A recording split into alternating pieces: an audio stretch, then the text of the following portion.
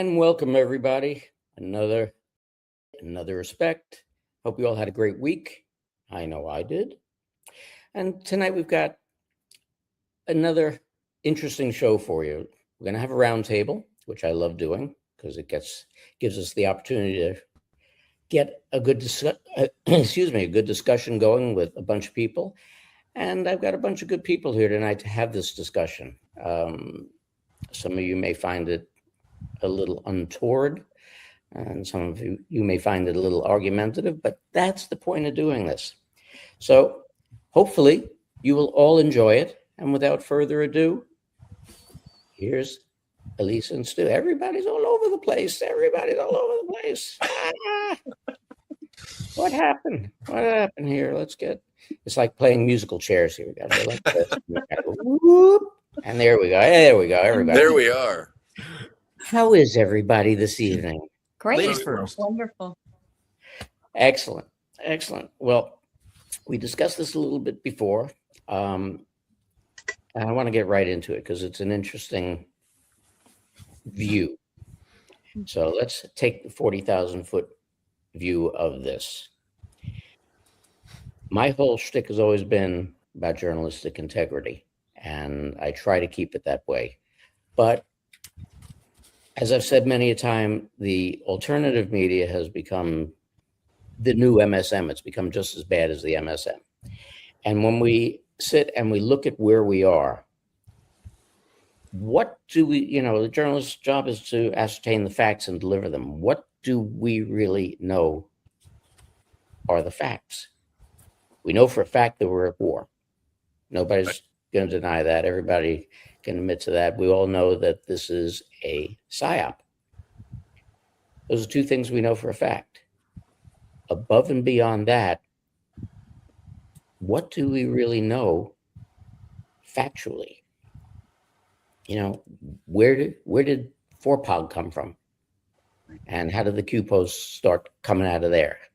Where did all this, who is posting it?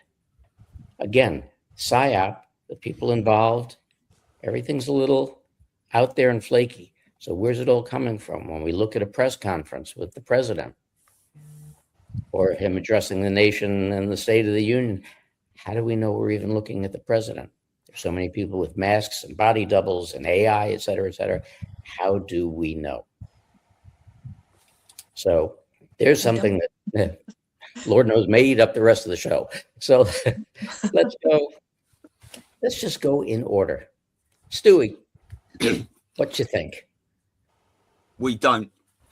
Excuse me. I have spent so much time over the last 3 or 4 years researching stuff that people have sent me because they haven't got the time to do it. Oh, what do you think of this? Little 1-minute clickbait videos and they're all blackpilling and stuff.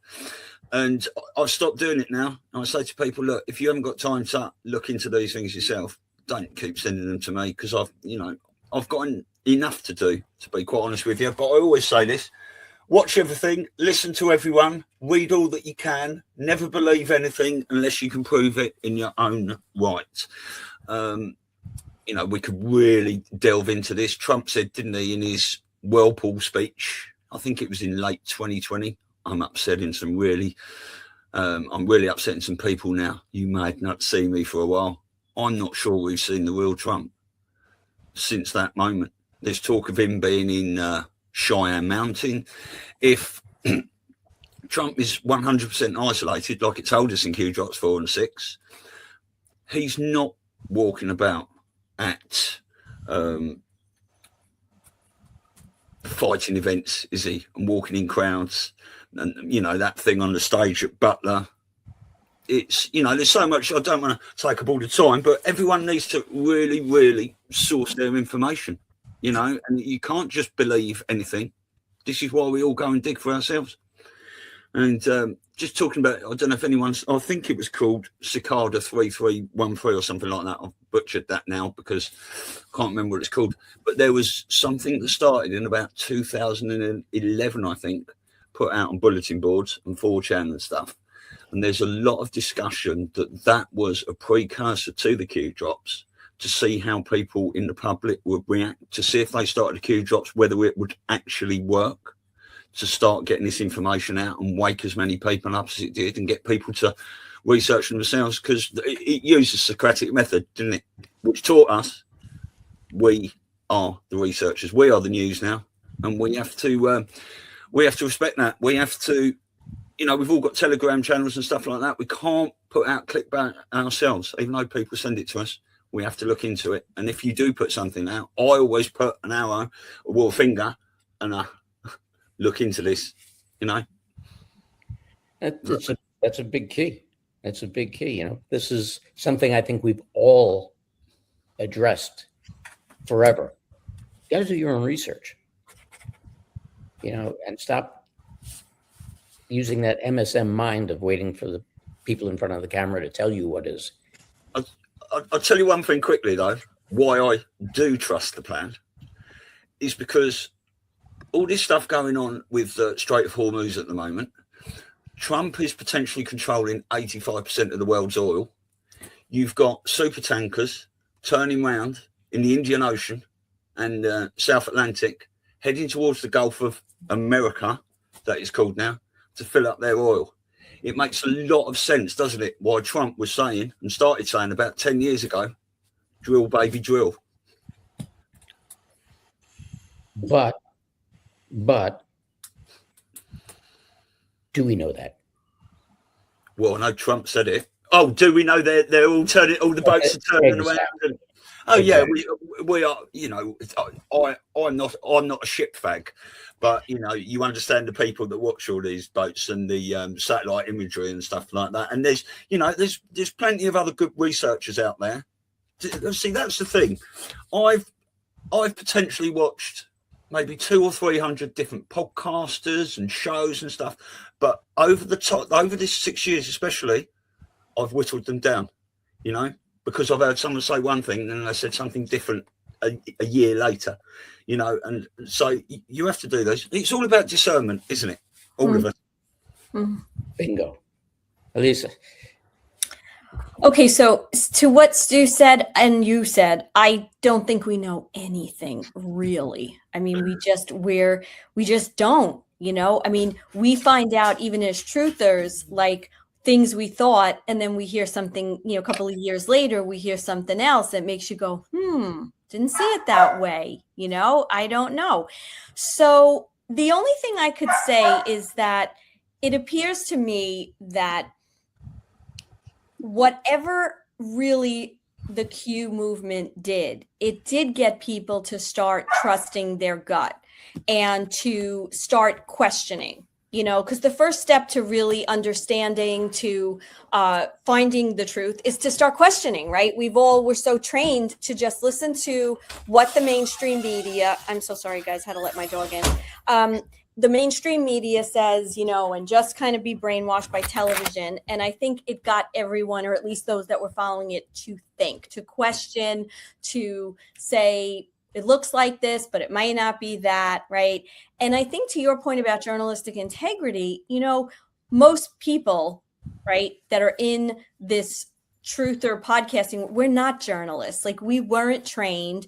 We don't really know the rules and, all the we just go out there and do give our opinions. Now, the ones that are, I think, have more integrity say that, like, this is just my opinion. It's from what I've researched. It's what I found. I don't know if it's true, but it's worth investigating and, getting ourselves to think about it a little bit.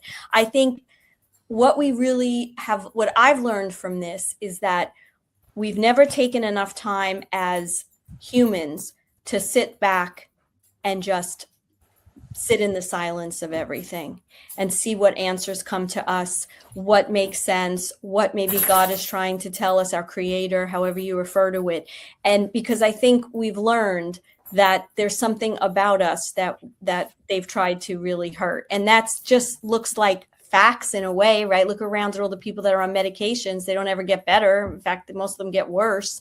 So I think it's about discernment. It's about trusting ourselves. It's about looking locally. I think that we have to look at, right? Because if you go to a school board meeting and something doesn't seem right, then probably it's not right across the country, And the other thing I would also say is even if you're not really following Q, you sense something's different. I mean, you just sense in the last 6 years something dramatic is different.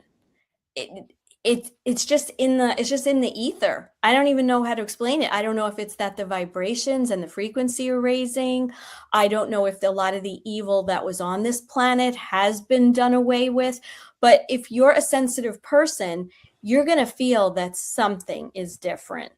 And I think that's the only thing we can really know for sure, what our instincts are telling us. Because I agree with you. I was just saying to Stu this morning, like, what do you think the reason is for this whole Melania coming out and the Epstein stuff with her and the photos, and like, what does it mean? Is there a deeper meaning? Is it what it is? She really was with this guy. You know what I'm saying? Like, we have to sort of wait and see more clues. But what I can say with certainty is that knowing Donald Trump and looking back at his life, okay, I think we sort of could all agree that whenever it looks like he's really going to lose or something terrible is going to happen, he switches, the narrative gets switched and he comes out on top. And we could just look at him as a businessman for that alone. So it kind of makes me feel like whether he's part of the psyop and telling us stuff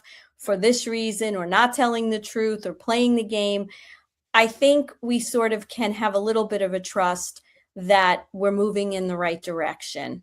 And the right direction would be for all of us to be more sovereign and for our nation to be healed so that we're not under the industrial complexes, whether they be, medical, military, agriculture. So that's what I would say. The feeling feels positive.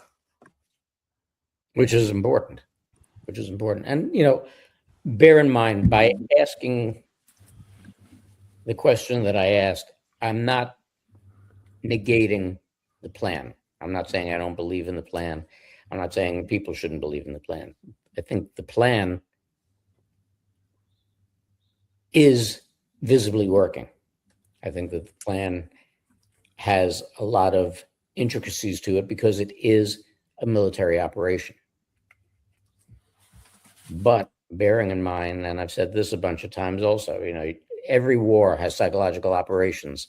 This is the only war ever that is a psychological operation. So everything is twists and turns. So, for everybody out there, don't send your cards and letters to Stu because, I don't want to hear them. But it's just a matter of, I'm not putting it down. Everybody's got to think and really think about the fact that a lot of what you're getting out there is opinion and not necessarily fact.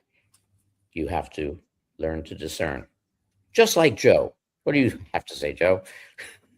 Well, it's interesting. I just see all these huge accounts and the clickbaiting and all that stuff and the infighting and I think anyone that watches shows that we do, all of us here really, that we're in this for the children. We're really in this to help. I'm in this for the long-term game. I know that at some point people can go back and see the shows that we've done, and some of the subject matter was a bit out there and groundbreaking, and it's really cool if it's authentic. I mean, I when we interviewed someone that had tried adrenochrome twice, it wasn't like he knowingly was doing that, but he gave us his take on the effects. He really didn't believe the people that were giving it to him. He's like, yeah, right, sure it is. So I think what's challenging is here we are many years into this, and it's even hard for us that have these shows to know what's going on, because I'm Truth Stream's very guest centric, and so there's not a lot of shows where Scott and I are claiming to necessarily know certain things or push certain agendas, if you will.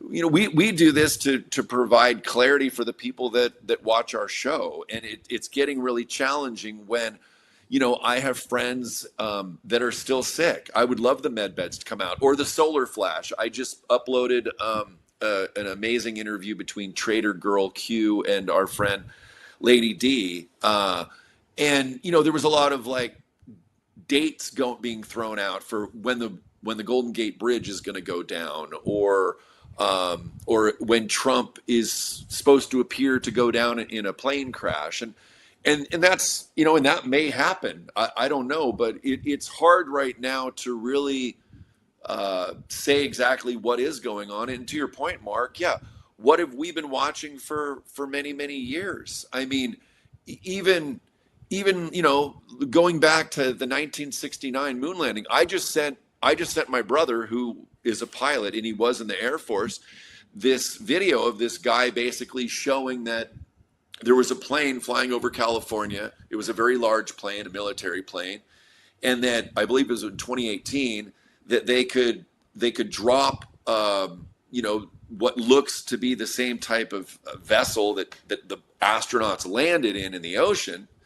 And he said, well, I'm going to send this to my friend in the military. And it's like, great, thank you. That's what I want. I want my brother to be able to send to his friends that are in the military so they can really look at this. And it's not just some, video that's done on X, looking up Google. Like, that's where we're at. Like, if we can get some of these people involved in helping us figure it out, that'd be great. I wasn't like, oh no, this is what we need to look at. It's like, help us, because we're on the ride with the audience ourselves. We don't exactly know what the heck's going on.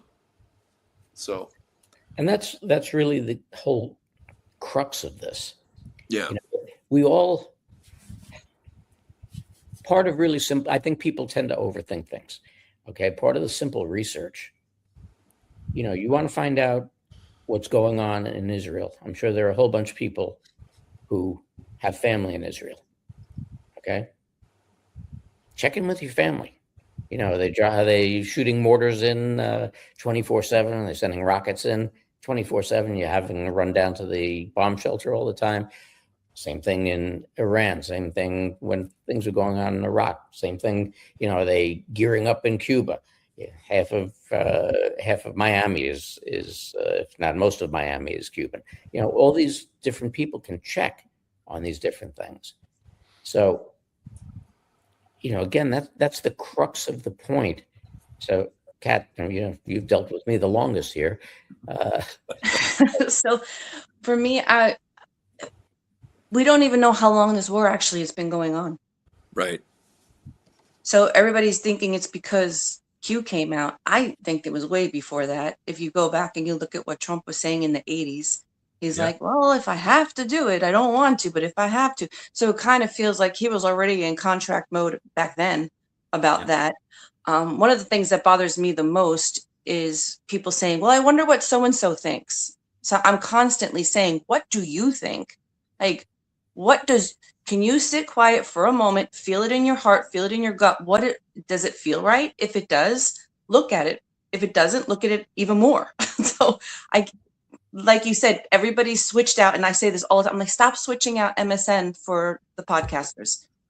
You need to think for yourself. You need to learn. You need to know what to do. You need to understand and understand everything, because we've been lied to about everything.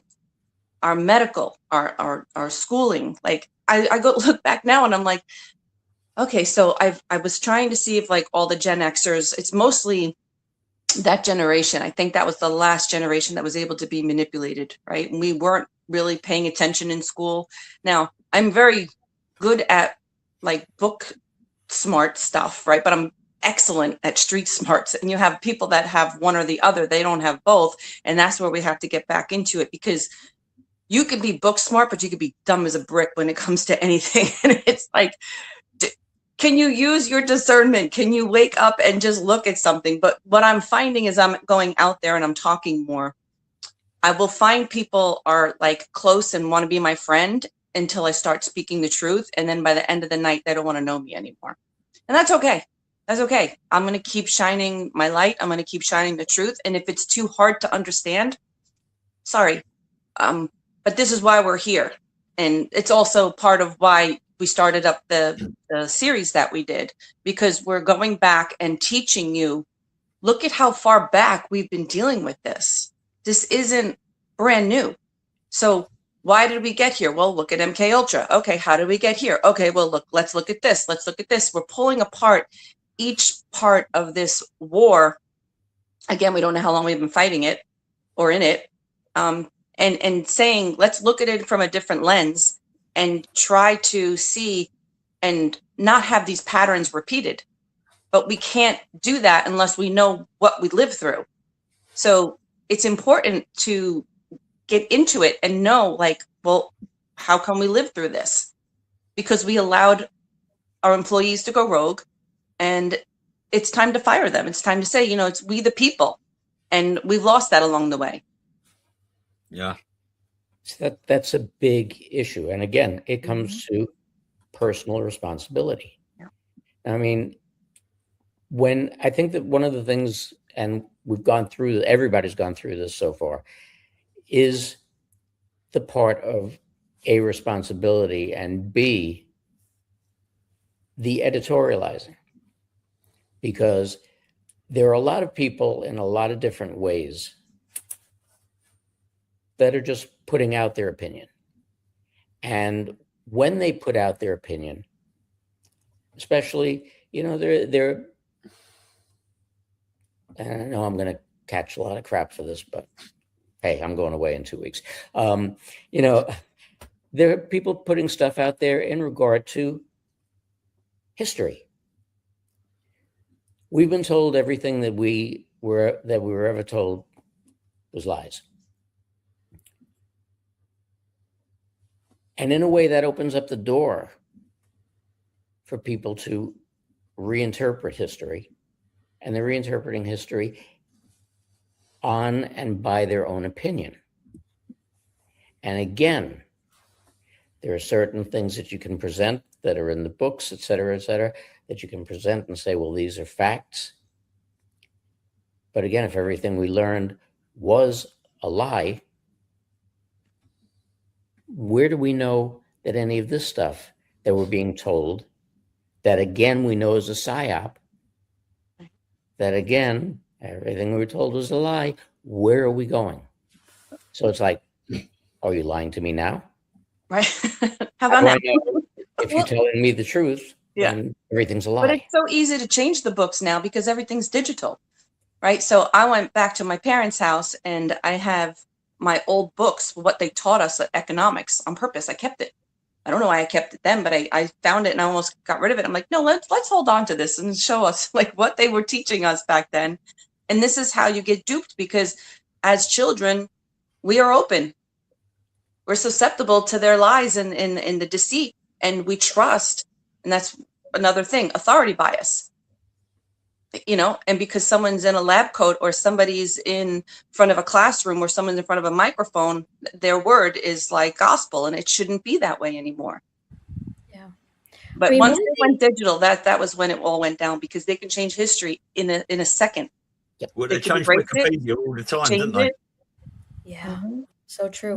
What I was going to say is that if we're coming from the lens of like, we really don't know, but if you go back and you look at whistleblowers, maybe 30 years ago, 40 years ago, 100 years ago, with things like, healing modalities and things like that. And if you look at the fact that they were shut down, bankrupted, killed, incarcerated, whatever, it was to keep them quiet, right? And then you look at a lot of the people that are out there talking about this stuff today, right? Maybe the last 5 years, from what we know or what we assume, they haven't been killed. Like, we haven't been killed. Do you know what I'm saying? The things we're talking about. So to me, that leads me to believe something good is happening, that there's the good forces are either planting this stuff for us to find more and more, so that we do, we think we do all this great research, but if it wasn't put there, we wouldn't get it, right? Let's be real, unless someone or you have like a one-to-one, relationship.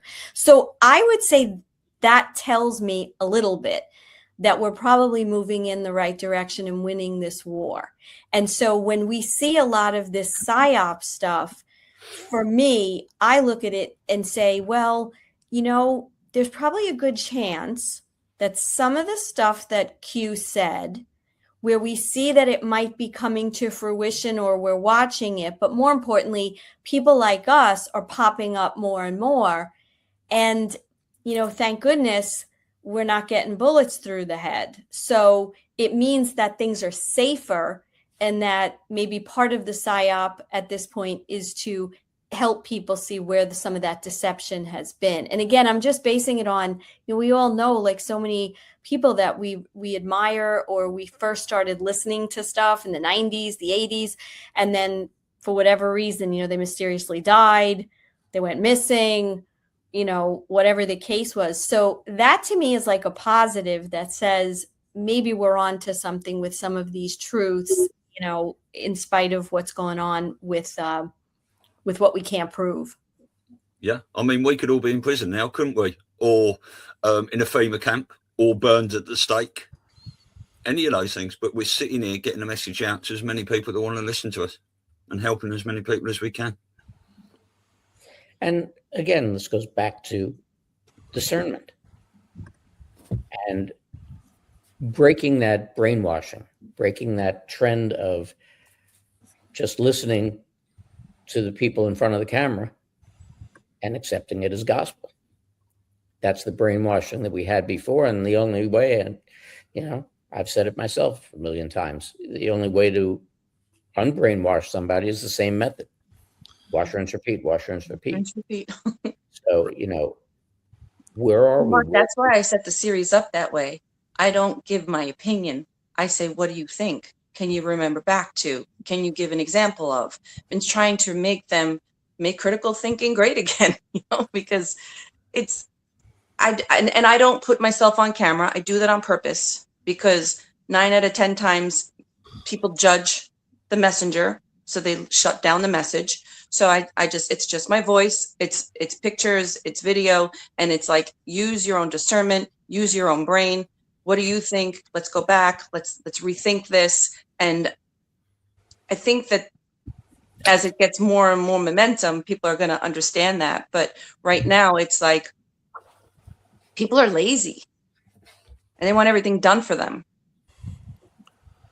And that's a big problem that we have. That's been ongoing for a long time. How you seeing it, Joe? Well, I almost want to revert back to how Kat does things. Maybe not show my face. Actually, it really doesn't matter. Up in the Northwest, like, there's really nowhere I can't go. There's no one that recognizes me really from the show. I mean, maybe it's happened 1 or 2 places, but well, I think what this brings up, what's been great is we've been working with E. Smitty from Sound Alive Records to promote the Awakening Summit in New York. And it was great to get mentioned in Yahoo Finance and quite a few different publications, because it helps bridge that gap between fringe, if you will, and mainstream. So that's one great point that I wanted to make. But I would, it makes me wonder if we could get more folks, not that there's a lot like Ken Rosado, but he's a dear friend of yours, and here you are trying, doing what you can, but somehow if we can bridge that gap. I mean, there are some shows out there. Clayton Morris on Redacted, he was friends with Tucker, but I don't know. It's just challenging still that this is so fringe in some ways. Like, I still know one of my friend's wife, she just can't hear this anymore. I mean, we're ready. According to Derek Johnson, like, this is the year that by July 4th, I just put this clip up. We had about an hour and a half chat with him last week, and I found this section where he's saying, no, it can't go on much longer than this, because we're in the 250th year.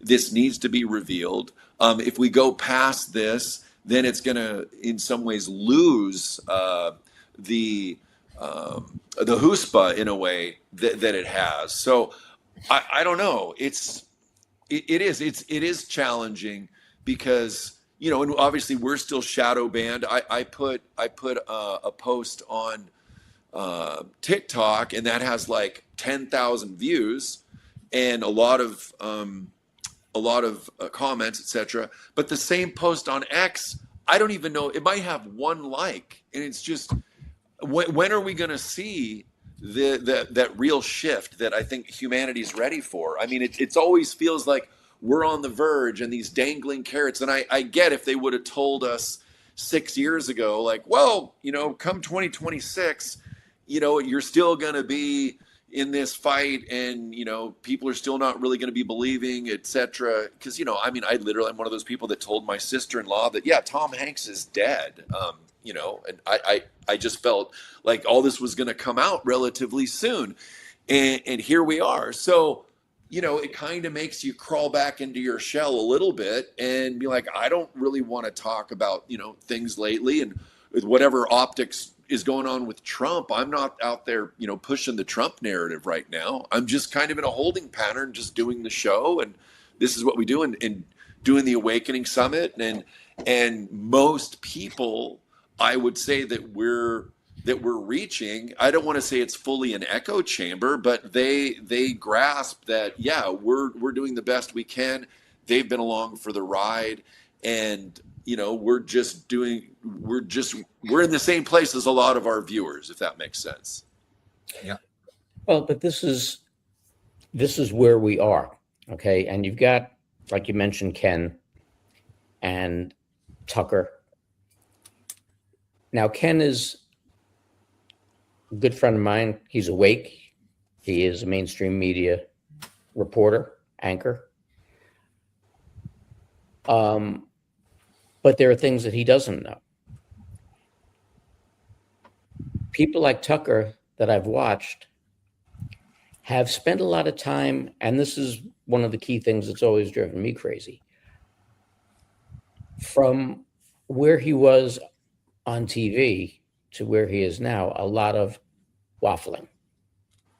Now, to me, when I watch, I look at it in the sense of, I see somebody doing that and all of a sudden kind of going 180 from where he was. Right. That's part of the psyop. Right. And the thing is with Tucker, is Tucker still Tucker? I think Ken is still Ken. I mean, Ken's your buddy. Ken is Ken. I don't know what we're watching with Tucker personally. I have no idea. Well, the same thing, Tucker, Candace Owens. You look at, let's just say Alex Jones.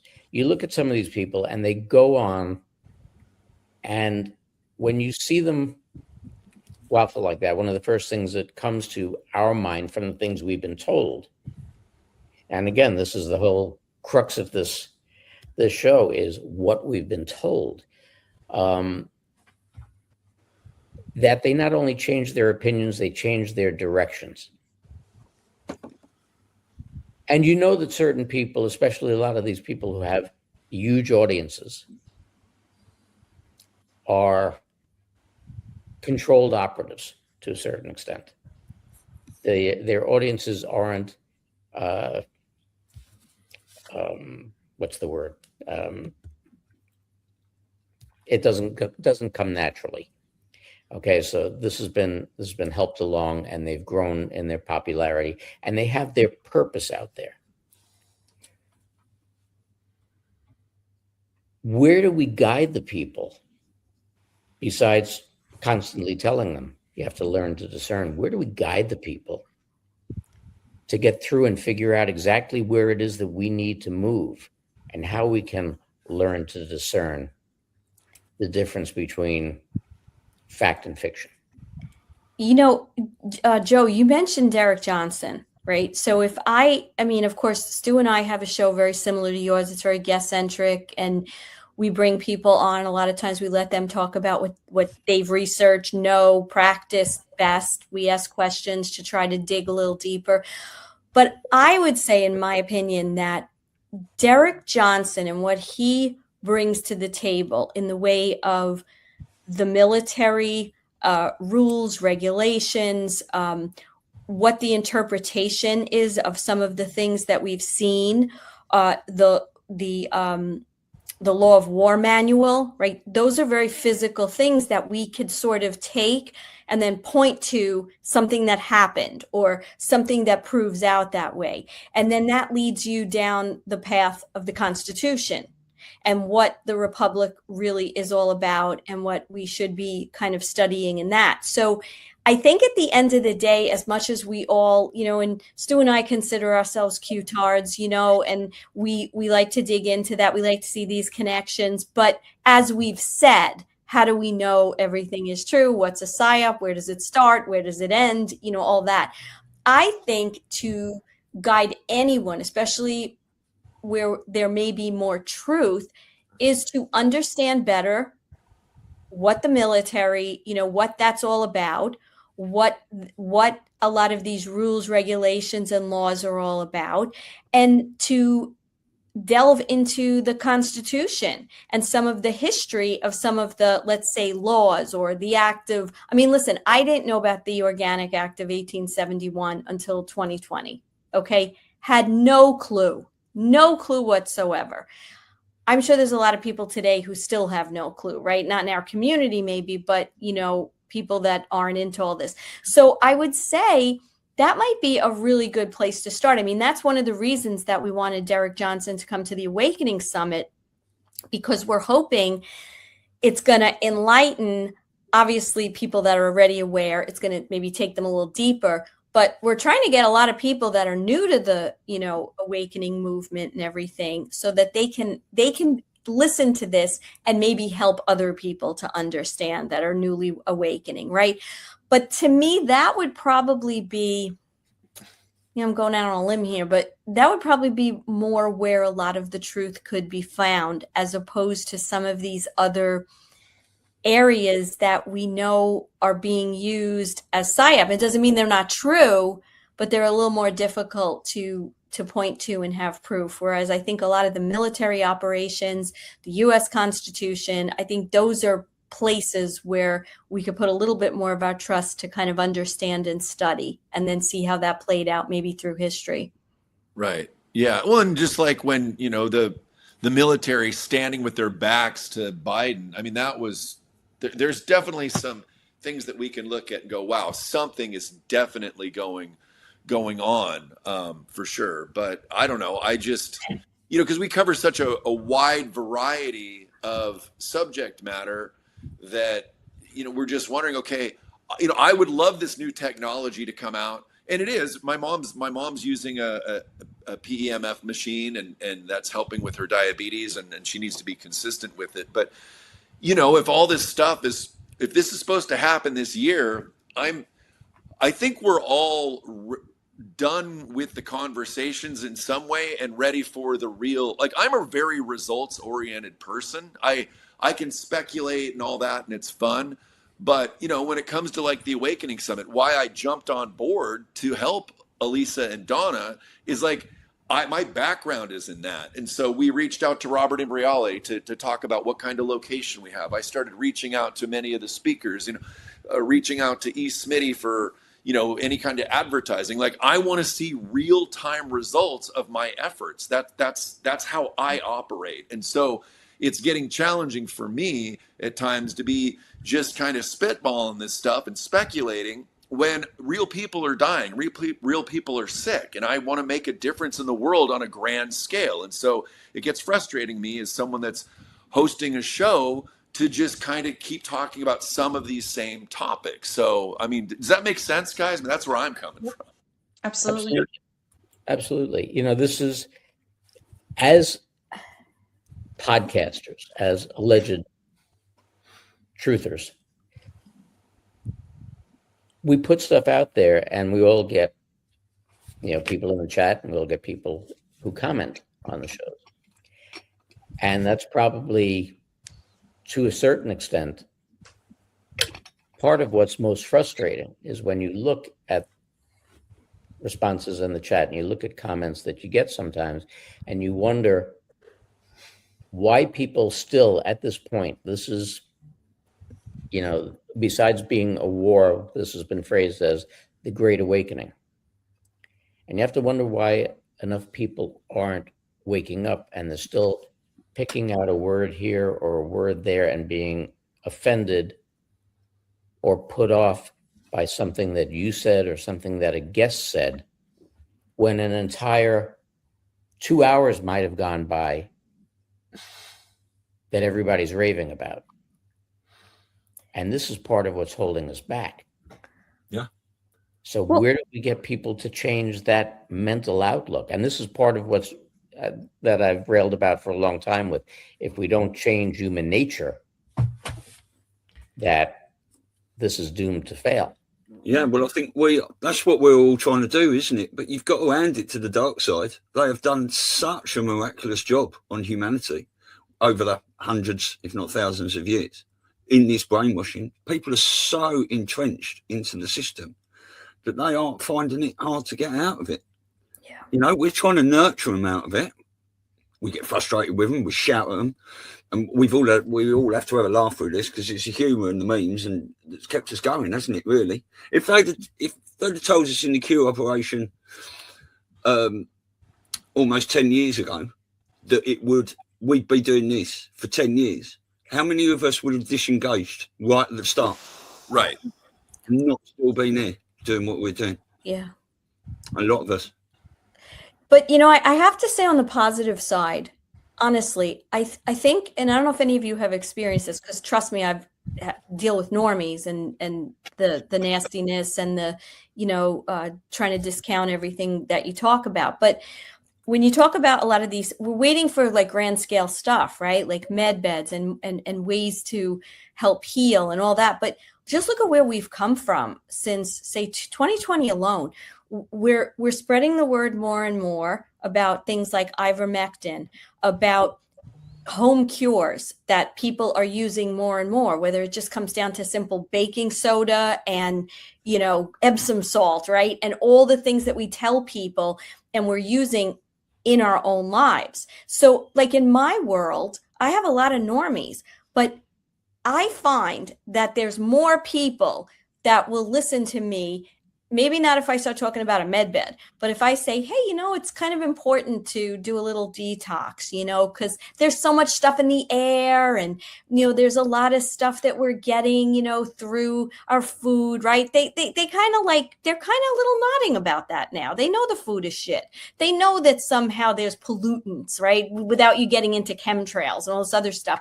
And I found that more people will respond to that and say, you know, maybe take a bath, you know, plus it's so relaxing. And there's always ways to explain these things. So I think part of this whole discernment thing is also getting us to start practicing in a different way than we ever did. And then in little ways, getting people to realize what they can do.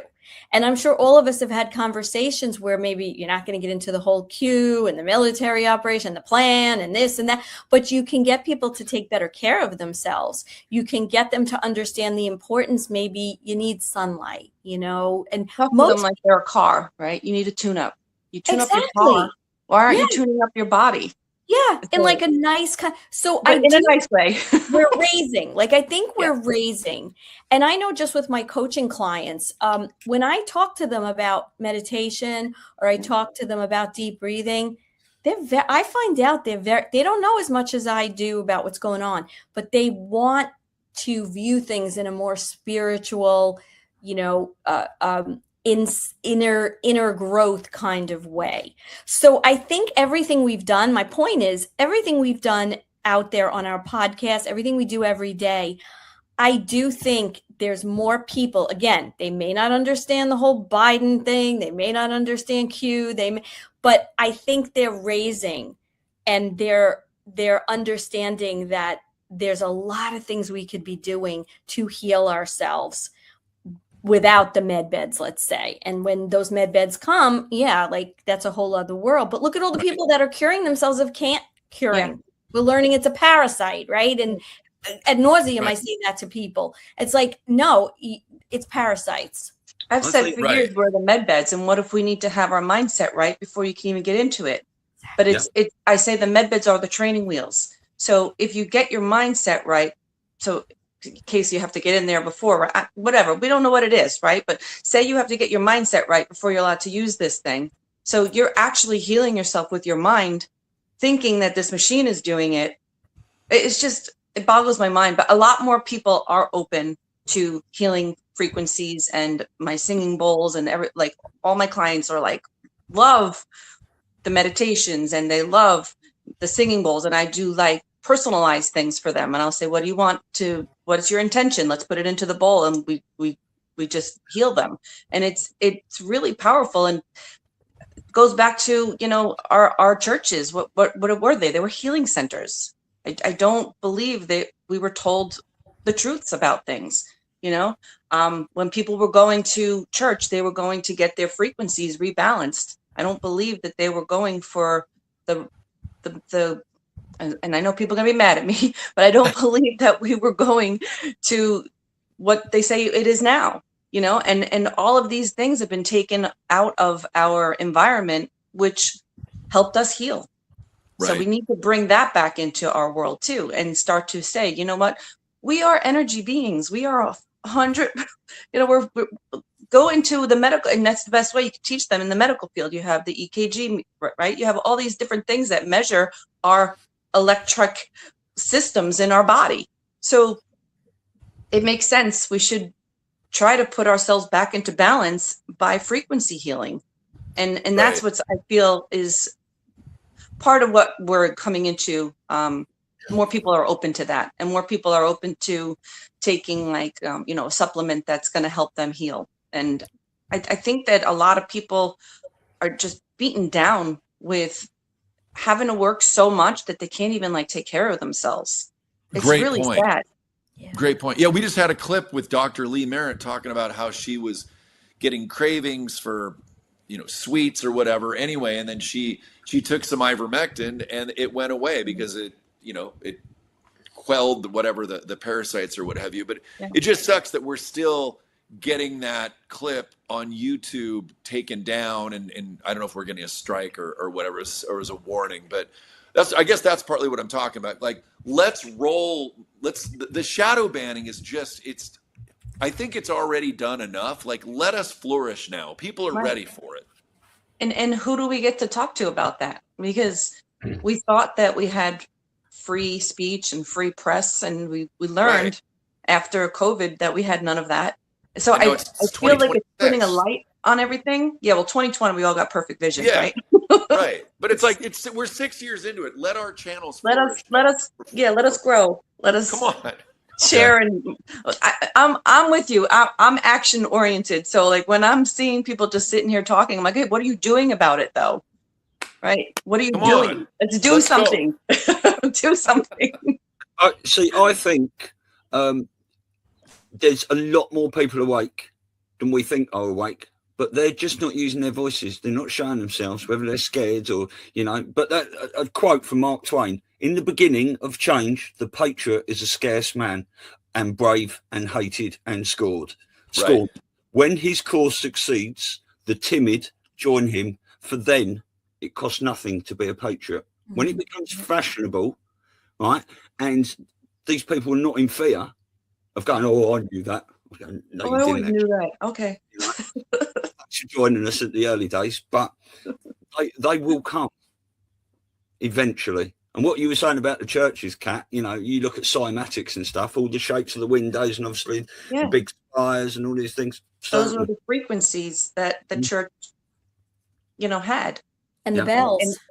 And if so, there's this a video that I recently saw, and if you put like sand, and then you go in, it'll make the design of what the stained glass was. So it's like, this is like say music notes, right? This is music note B, go in here if that's what you need today, and go into this one if you need C, you know. And it's just, those were your frequencies, and that's how you were able to balance yourself out. Because I don't know, it's just, I'm with you. I'm like, let's go, let's let the truth be told. Like, enough. Yeah, rip that Band-Aid off. Yeah, I mean, if they haven't woken up yet, I don't know. And also in the Q jobs, it does say some will not come around, and they will never want to learn, right? And that's a maybe it's time. Like, like you say, rip the Band-Aid off. Let's go. What are we waiting for? See, and I think that's a lot of what's been frustrating a lot of the patriots, and why you've got, you know, The fair weather ones. well, fair weather patriots, but also, you know, all the attacks that you see going on, you know, what did I say before, the animals eating their young, you know, Yeah. it's become a point of contention with a lot of people that, and I think that it's a societal thing, because we had gotten so brainwashed and used to the point of instant gratification. And when you're used to instant gratification and you're living in a world of instant gratification and you're being told that things are happening, but they're just not happening fast enough for you, that's where you get a lot of the triggering. That's where you get a lot of the people complaining and, you know, saying, this isn't going to work. And I don't believe in I don't believe in any of this anymore. So I think a lot of people, a lot of the, again, quote unquote, truthers who are out there are doing it and starting to try and figure out directions that they can go in order to try and reestablish that connection and re-energize the patriot movement. But, you know, as we've all stated a million times, this is a military operation. And when you've got a military operation, it's a fluid operation. It doesn't necessarily, they have to be able to make movements at a second's notice. If somebody is one of their moves, it's 5D chess. And when you're doing that, you have to be prepared to make those movements. And the key element of it all is that it operates on a need-to-know basis. And no matter how you want to look at it, no matter how entitled you want to feel, we don't need to know. Yeah. And I don't want to know. My nephew's a Green Beret and he's somewhere. We don't know where. We don't know when he's coming home. And we just trust that, you know, God's got him, you know. Yeah. But Trump always said that. And if you go back to the video that I posted a long time ago, he says, I think that when we tell our enemies what we're doing, it's the stupidest thing. He goes, why do we do this? He says, but don't worry, we're going to attack. And that's like one of the best clips. He goes, attack we will. And when we are on a need to know basis, but I think that when we have a little bit more insight, so we can say, almost like future proofs past, look, this is what we were talking about. Do you see that? That's what this was. You see that? And I think a lot of people should go watch Wag the Dog. Yeah. And try to figure out, okay, that was the technology back then. Could you imagine what they could do now? Yeah. I mean, that was one of the greatest little updates Trump said, it was only a couple of weeks ago, wasn't it? He said, who knows better than that than Japan? Did they tell me about Pearl Harbor? You know, Yeah. it's exactly right. Yeah. I just want to add to this. Where we go, when we go all, means all of us. But he says in the Q drops -4 to 6% that are never going to wake up. So I see this long rollout is to bring as many people as we can. We trust the plan, but we, the people, are a massive, massive part in this plan. This is why General Flynn says local action is national impact all the time. And you can just go back to Tucker, Candice, and Alex Jones. Now, are they the original people? Are they paid opposition? Have they been in there to get a big following, to turn those following when they've got a lot of people against Trump? However, all the people that are behind Trump wouldn't be turned by someone like that. So you have to think, well, potentially, why are they doing it? Well, all the people with TDS that are still not getting it, whenever someone goes against Trump, they start looking at these people. And what are Candice, Alex Jones, and Tucker all talking about? They're all talking about Israel. Right. And we believe this Iran situation is a proxy war to get the eyes on over there. Potentially Israel for last. Right, we've been told. Well, I think that, you know, we get onto that topic. You're dealing with a situation whereby, how do you really expose what's gone on in the Middle East? And Iran has been regarded as the hub for all terrorism. They finance them, they supply, et cetera, et cetera. When you eliminate the boogeyman for Israel, where do they have to go? It kind of negates, you combine that, first of all, it negates their being able to say, well, we have to defend ourselves on all fronts. If you get rid of the boogeyman, if the financing goes away, you find that most of your people are going to go, well, we can't afford to do this anymore. Let's go to another playground. So right there, it stops them from being able to go with the Great Land Grab or the Greater Israel, I think they called it. But it eliminates that. And then on top of that, you've got the peace board. And when you're dealing with trying to get 60 countries together to be on this peace board, and you've already got 29 countries in and working together, some countries that never, ever, ever got along, working together to try and do this. Your financial advisor isn't going to tell you this. Your bank won't mention it. And your 401k custodian, they're hoping you never find out. You can convert your retirement account into physical gold and silver, real metal in your hands, or stored exactly where you decide. It's called a gold IRA rollover, and it's 100% legal, 100% IRS approved. And your financial, quote, experts, they don't get a commission when you take control like this. Wall Street wants your money in their system, in their accounts, where they control it. But physical gold, that's yours. Can't be hacked, can't be deleted, can't vanish when the market crashes. Verity Metals, we're the experts they don't want you to call. Convert your IRA or 401k into gold and silver that you can actually hold. Call 480-717-9081 or visit veritymetals.com, because your retirement should be in your hands, not theirs. Any aggression put forward by Israel gets looked at as why? So people are going to look at it in a different mindset and start to go with, maybe this wasn't everything that it was cracked up to be. And maybe everything that we've been told forever on that isn't so. And they can start to learn about the Balfour Agreement and start to learn about how the state of Israel came into being, not the Israel that's in the Bible, back to the tribes of Israel. That's a huge point, Mark, because as well as I do, you're in in Florida now, but in New York, it's a very big Jewish community, and I have so many friends. But you get on it, at least in the past, you got on Israel. That was a very sensitive subject. So they had to do this very carefully, because there's a lot of fear and a lot of sense of safety that these folks have tied to that. So you're right. It's got to be done strategic. But I wanted to say, and maybe pose this as a question to everyone. We talk about ripping the Band-Aid off, right? So how do you rip the Band-Aid off, right? We're all going to kind of probably say, oh, the EBS, right?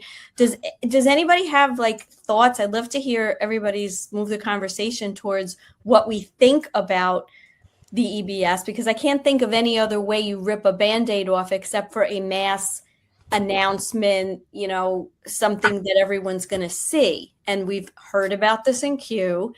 And as truthers, we're all kind of I think most of us have that fantasy, right? Because we've been banging our heads against the wall that, okay, I don't have to do it anymore. It's out there.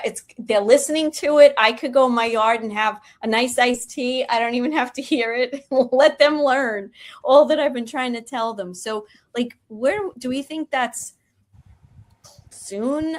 Before, I think that if we did it that way and everybody, so you have to think, we're all waking up at our own times, right? So I think that if everybody was to wake up at the same time, it would put the world into such a shock. So I think they have to come in waves. So each wave is helping the next wave through. Right. So I think if it was an EBS, I think it would be detrimental. I don't think it would be beneficial at all. I don't. That's just my personal opinion. Even if it's good stuff, even if they start. All right, Elisa. So all these parents find out that they gave their kids this jab thing and they harmed them. that's panic mode. That's not really, so you have to roll it out so they're doing it the way that they're doing it. And let me tell you, when we went to the air show, I helped a lot of people with the red pill because I said, look at that. It's like, that's precision. Like they're like so tight. Like there's no way that we didn't know about this. And you just start to talk to people about different things. But I think that if everything came out at once, I think it would do the opposite of what we're looking to do. And it would cause, because I've been doing a lot of the research with, the brainwashing, and that would be MK Ultra. Like we'd MK Ultra ourselves. We would just all like we would all just fizzle out, and it would just that everybody would be a panic. How long do you see this playing out then?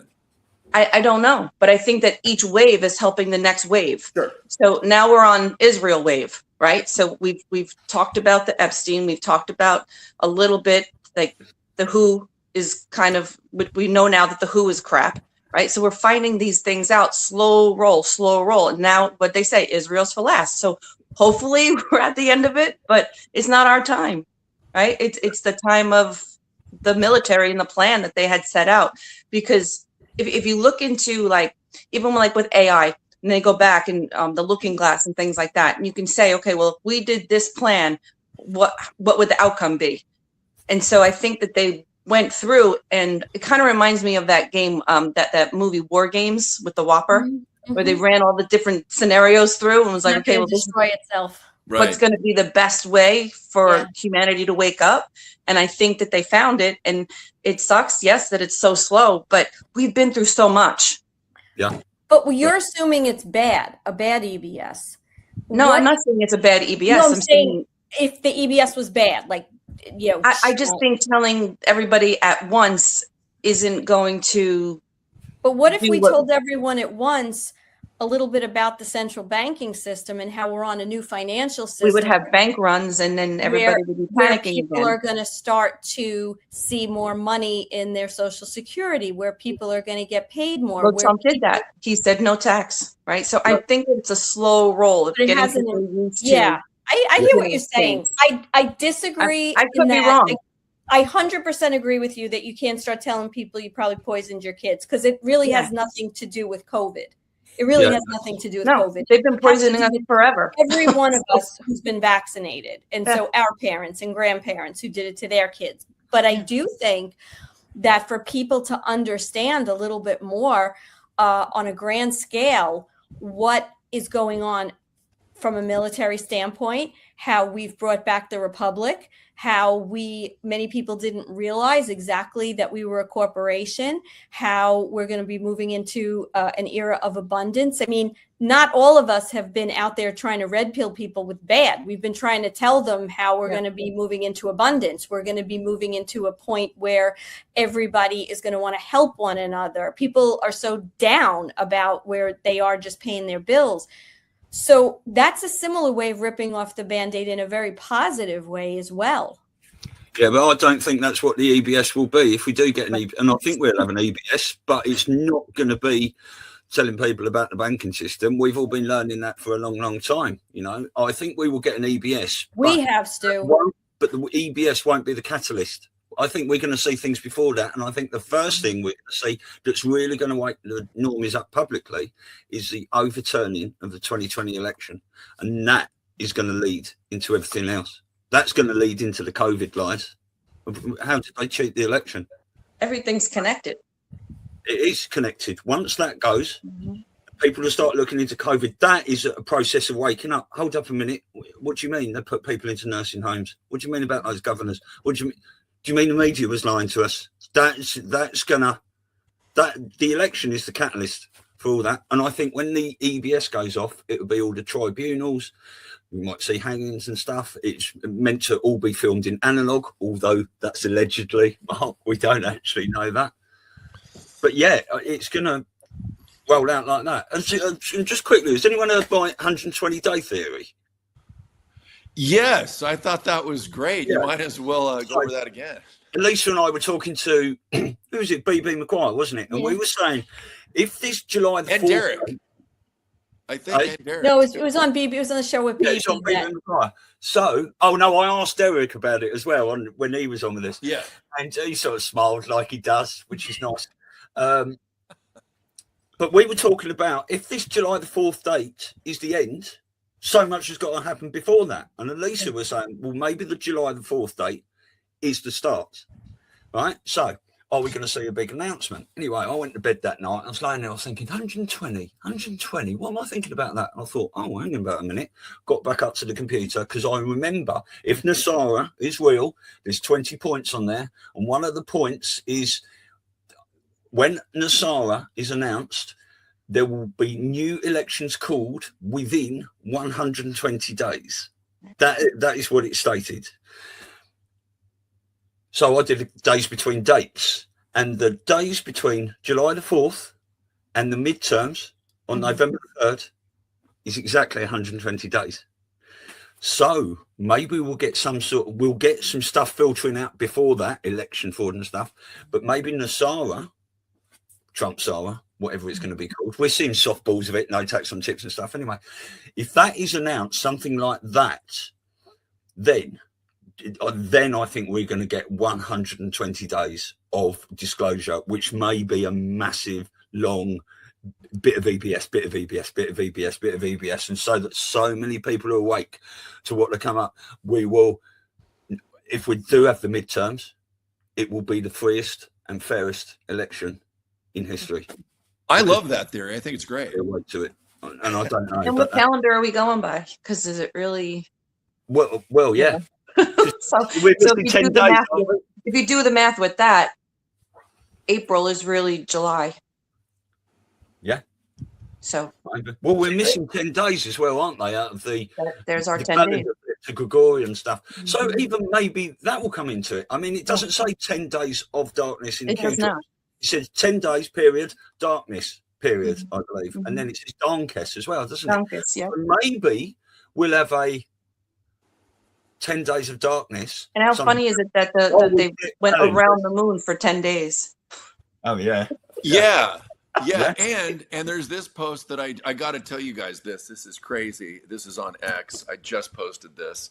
And Mark, while I look this up, not that you need to show this, but 600 were just arrested for child trafficking in California. And so this is probably part of the rolling out of, why things are taking long, because it's allowing them to find more of these folks doing the human trafficking. But the coincidence, the Artemis 2 took 42 minutes and 50 seconds to go past the far side of the moon. The Pink Floyd album, Dark Side of the Moon, happens to be 42 minutes and 50 seconds. You tell me. I'll see you on the dark side of the moon. Oh, Joe, that's just a coincidence, and you know it. See, Well, they were in the dark, right? Because they lost communications for 10 days. Allegedly. But let's call the moon. Sorry. Yeah, and even during one of the I can't call down the block, but let's call the moon. Yeah. One of the astronauts, while they were talking about their experience, their microphone went out. And it's like, can't have the microphone working, nevertheless. Oh, my God. Oh, well, was that lady on stage? And what they do, they teased her hair and hairsprayed it up. Like, what was that? No. I think, are you talking about when that lady was back and they were talking on stage, Joe? Yeah.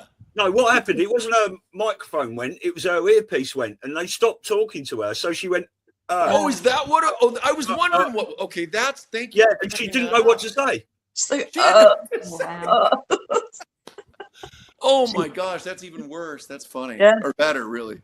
See, but in going on with what you were just with Elisa's question there, the one point on this whole thing I think that we all missed is this isn't about the United States. Right. This is a global issue. Me personally, I don't think that there's going to be an EBS or an EAS. And again, it's my opinion because I tend to think media. That's what I did. That's something that's used for emergency situations, and I think that the only scenario that we would have in a situation like that is going to be from cause of the quote unquote World War III scenario, which I don't think is really going to be the direction they're going to take it. I do, however, think that if we go by, and again, we don't know squat, so I'm just theorizing here. If we go by what they said in regard to the fact that there has to be a global scare moment to awaken everybody, awaken all the sleepers. My opinion is with that where they're going to go with that will be financial. Collapsing the markets, collapsing the banks, and your inability, if you didn't have the cash on hand, et cetera, that you're going to go and make the run on the bank and you can't get into the bank because the bank is closed. Your credit cards, your debit cards will not work. Now, that's not going to happen. They're not going to drag that on, I don't think. I don't think they're looking to hurt the people that way. But with most people, if for a couple of days, 3 days, you can't get your money, you have no access to your money, you don't even know if your money is still there, you can't access the banking records online, et cetera, people are going to freak. That in and of itself is enough to trigger military response in every country. They're going to have to put in martial law all over the world, which is one of the things that we were told allegedly could happen. So to me, my opinion, that's where they would go with this, is just simply the fact that how do you get everybody's attention? And I go back to the, old Eddie Murphy line in Trading Places. Make rich. How do you get? You make rich people poor people. How do you get even with them? And this is the same type of thing. If people can't access their money, they're going to freak. If these people will not pay attention when you're telling them about child trafficking, you've got to hit them where it hurts, and you've got to affect all of them. Child trafficking, right? They think, oh, it doesn't affect me. I mean, what an attitude that is, anyway. But if it doesn't affect people personally, they're not going to feel it. But honestly, Stu, and this is, I probably shouldn't go here, but I'm going to do it anyway. One of the pet peeves that I've got, I don't think that, yes, that's been a big part of what I've been doing, is trying to do for the kids and bring awareness of child trafficking. And yet what I found, and I did have a lot of people who were very, very kind, very generous in contributing to help the kids. I find it very disheartening and very angering to a certain degree that people can go and spend hundreds of dollars, and I'm not, because I know that's not the case with the Awakening Summit, but pay hundreds of dollars to go and see people like us who are on alternative media and to be in that experience, and yet they can't donate $5 to help the kids. And that, to me, and I know that John Rich, the country music star, also put out a song to do with child trafficking, and that really didn't gain much traction. I think that a lot of people know it's there, but still, for whatever reason, want to turn a blind eye to that because it's too close to the quick. And with that, I go back to Sounds of Freedom. If you walk into your kid's room one day and they're not there, how are you going to feel? And people don't want to face this. Right. And I think that facing these realities is really what the Great Awakening has to be about, to a certain extent.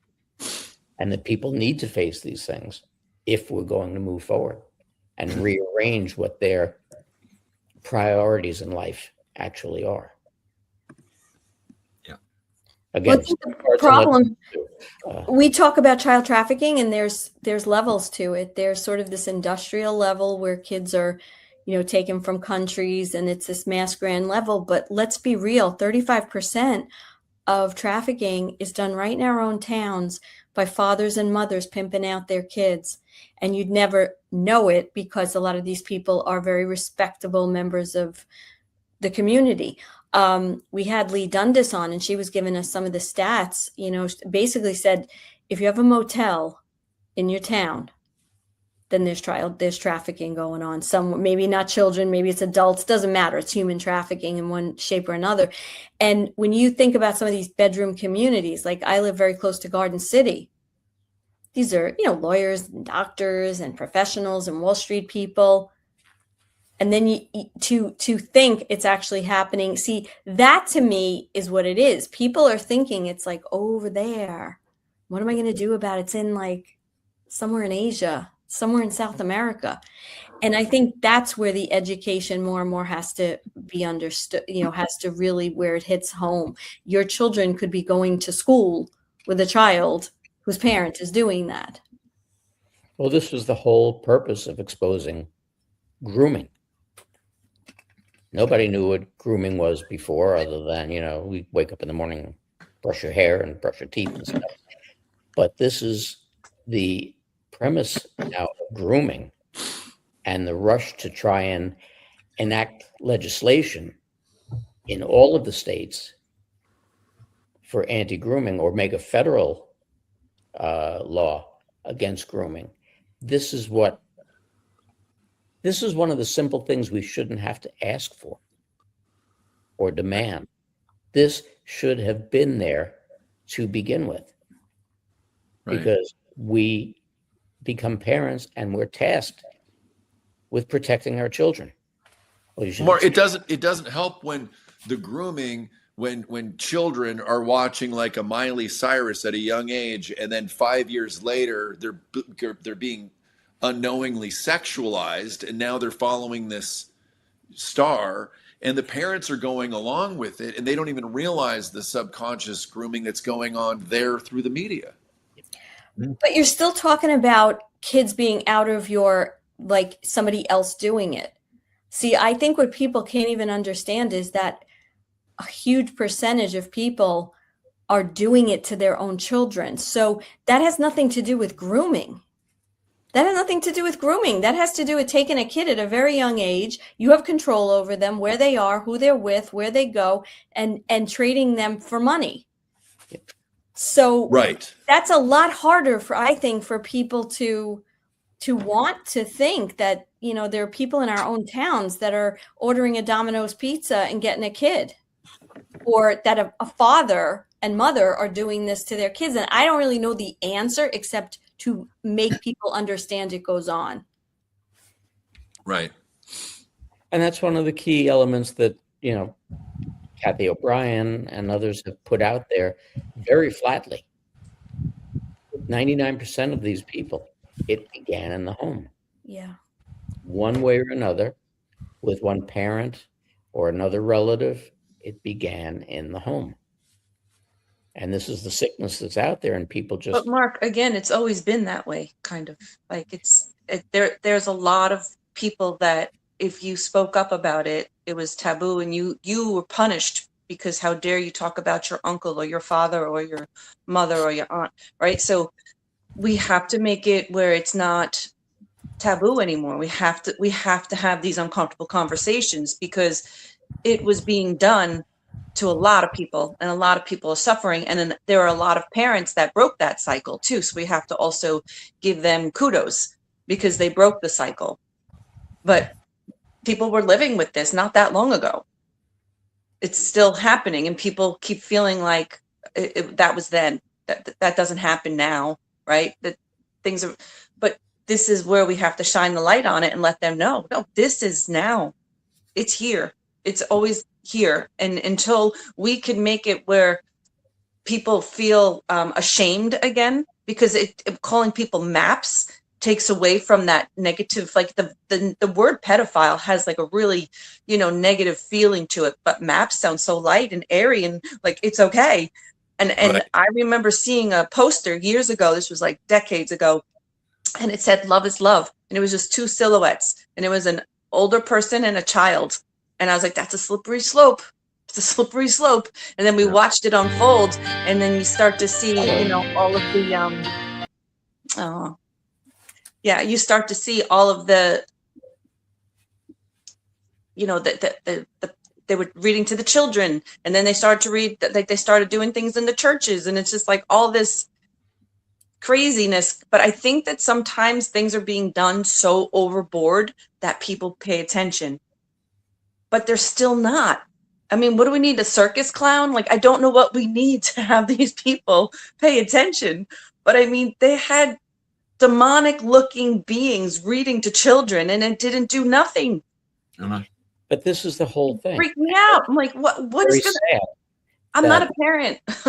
But it's very sad that until it happens in your home, people just don't get it. And I don't understand why. I don't understand where that disconnect comes in. But that seems to be the greater part of it. And I think that, again, in my opinion, it just hurts too much to think about the fact that that could be fact. You know what? I'm not sure I buy into that so much. First of all, it's not talked about ad nauseum on the media, right? They talk about everything else on the media. I think if they started talking about this, look what they did with bullying. I mean, when we were kids, you had a fight, you had an argument with someone was picking on you, you had a fight. You fought it out, you defended yourself, it was done. Usually the bully backed down, right? Oh, we can't do that, we can't hit, we got to do it with love. I told my kids when they were younger, somebody bothers you on the bus, somebody hits you, you punch them right square in the face, and I'll deal with the school. Okay, that's your responsibility to take care of yourself, and I'm not going to have you be a victim. If they put the same emphasis in schools, online, think about what they did with bullying. Now it's gone the other extreme, right? But my point is, there really isn't that much out there. It's in our community, we hear it a lot. Okay, so the Epstein files came out, but so was a gazillion other things on the news, and then the war and Iran and the Artemis. And there's always a distraction. There's a distraction. So, even at the airports, like I was just in a hotel, and I see in the bathroom door. I was going to say, I see it so much now. I've never seen that before. It's still bullshit. It's like, if you suspect, or if you or someone is, suspecting someone of being trafficked, what does that mean? What is there a hands, like they should be showing the hand signal. You're being trafficked. You're going to be able to go, excuse me, I'm being trafficked. Just want to let everybody know. You can't do that. So airports, all these places have to actually express it. Renee on our show, Red Pilling Renee, was saying that it's not enough to have it in this way, that it's just like these what does that mean? What does the kid look like? What does a person look like? And I disagree that people don't care. I don't think it's out there as much as it needs to be in schools, in churches, in community groups, and I think that's why people are like a little like dumbfounded, because I don't think they really understand. I want to say some people don't give a shit, but I also think some people, they don't get it. They haven't gotten enough information on it to say, oh my God, you mean that's going on in my town or the next town? Or there's not enough like exposure. Maybe we need to create some kind of organization or something where we can just have education, and it could be virtual for now. And then as it grows, then people can have chapters or whatever. We have chapters for everything. Why not for this, and just have it be, have an awareness chapter. This is what child trafficking looks like. This is what this looks like. And just try to put out the word, because the schools aren't doing it. Well, what about the DAs? I mean, I remember when my kids were in elementary school and they went to a parochial school, they'd have like the DA come in and give them a whole speech about the internet.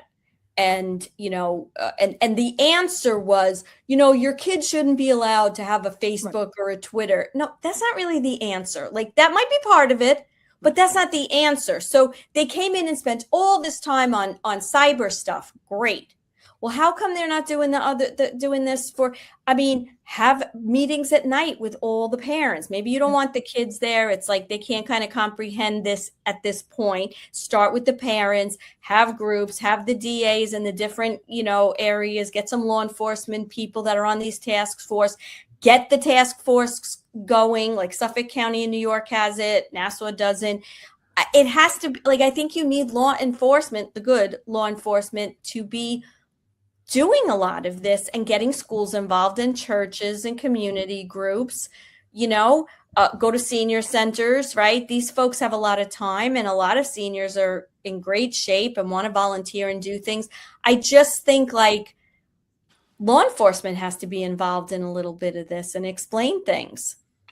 Well, it is the censorship. I mean, Louis Herms, who's running for governor of California, has said numerous times that once we can really get the word out in the mainstream media that this is really going on, then that's going to take care of a lot of it, because then we can just finally get this out there at the level it needs to be. But it's still buried everywhere. Yeah. I mean, maybe, just maybe,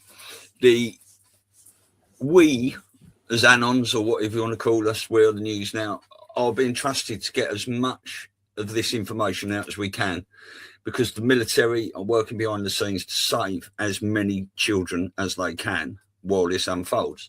Now, if they were to, and they're still tracking these people potentially in a sting operation to find as many of these kids and to find as many of these paedophiles as possible, if they put out a massive campaign where it was all over the media, it may be detrimental to the rescuing of the rest of these children that are still out there and catching the rest of these paedophiles, because they might stop operations for a little while, sort of go underground, if you know what I mean. I'm just sort of spitballing here, but you could be 100% right, and I believe that's probably true.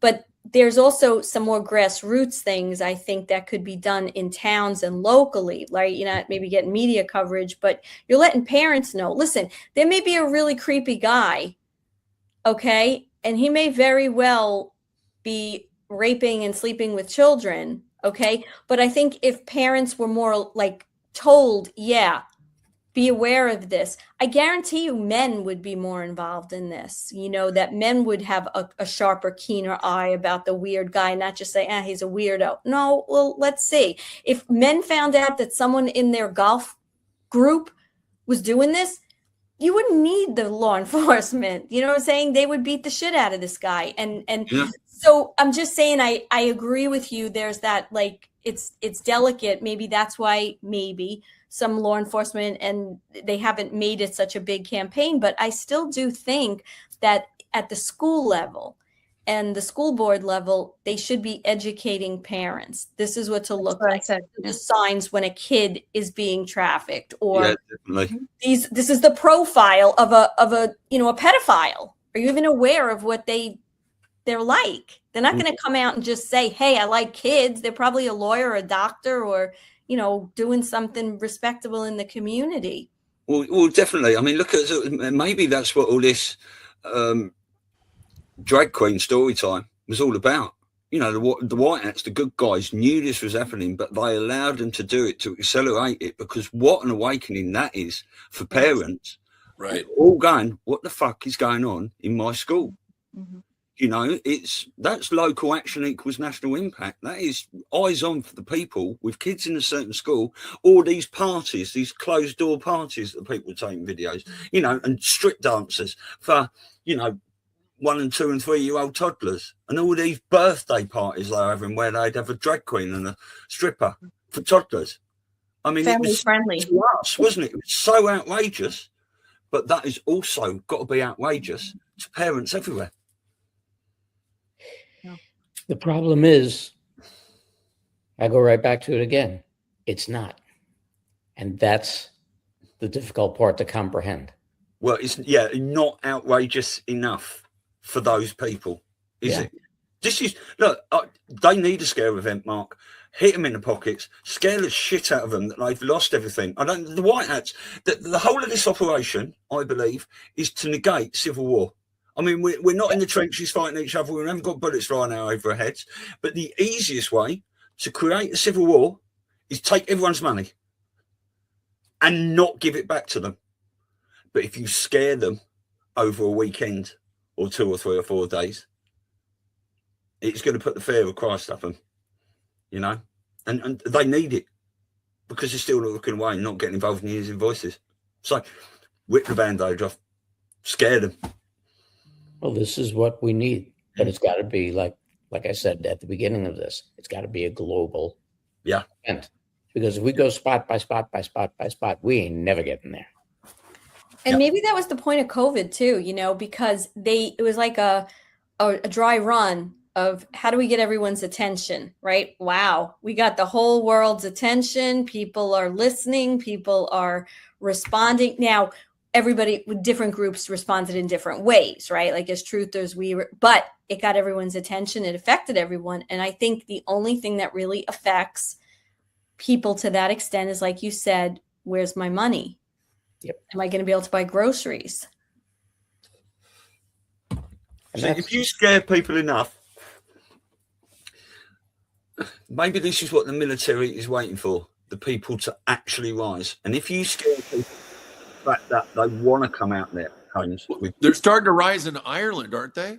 Yeah, they are. Yeah, they're blocking all the motorways. In fact, what day is it? Monday, Tuesday, Wednesday, and Thursday this week. We're meant to have national lorry drivers, tractors, farmers, and stuff are going to shut down all the motorways.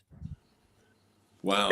Well, it's great, but the other thing is as well, isn't it? We've looked at places like Australia and Ireland, and in COVID they had it quite bad.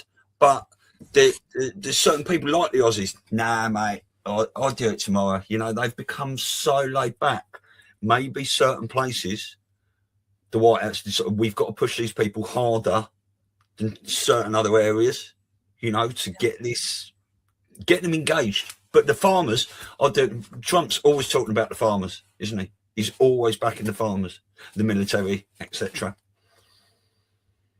Well, this is where we came from. If you look at the trouble spots in the world,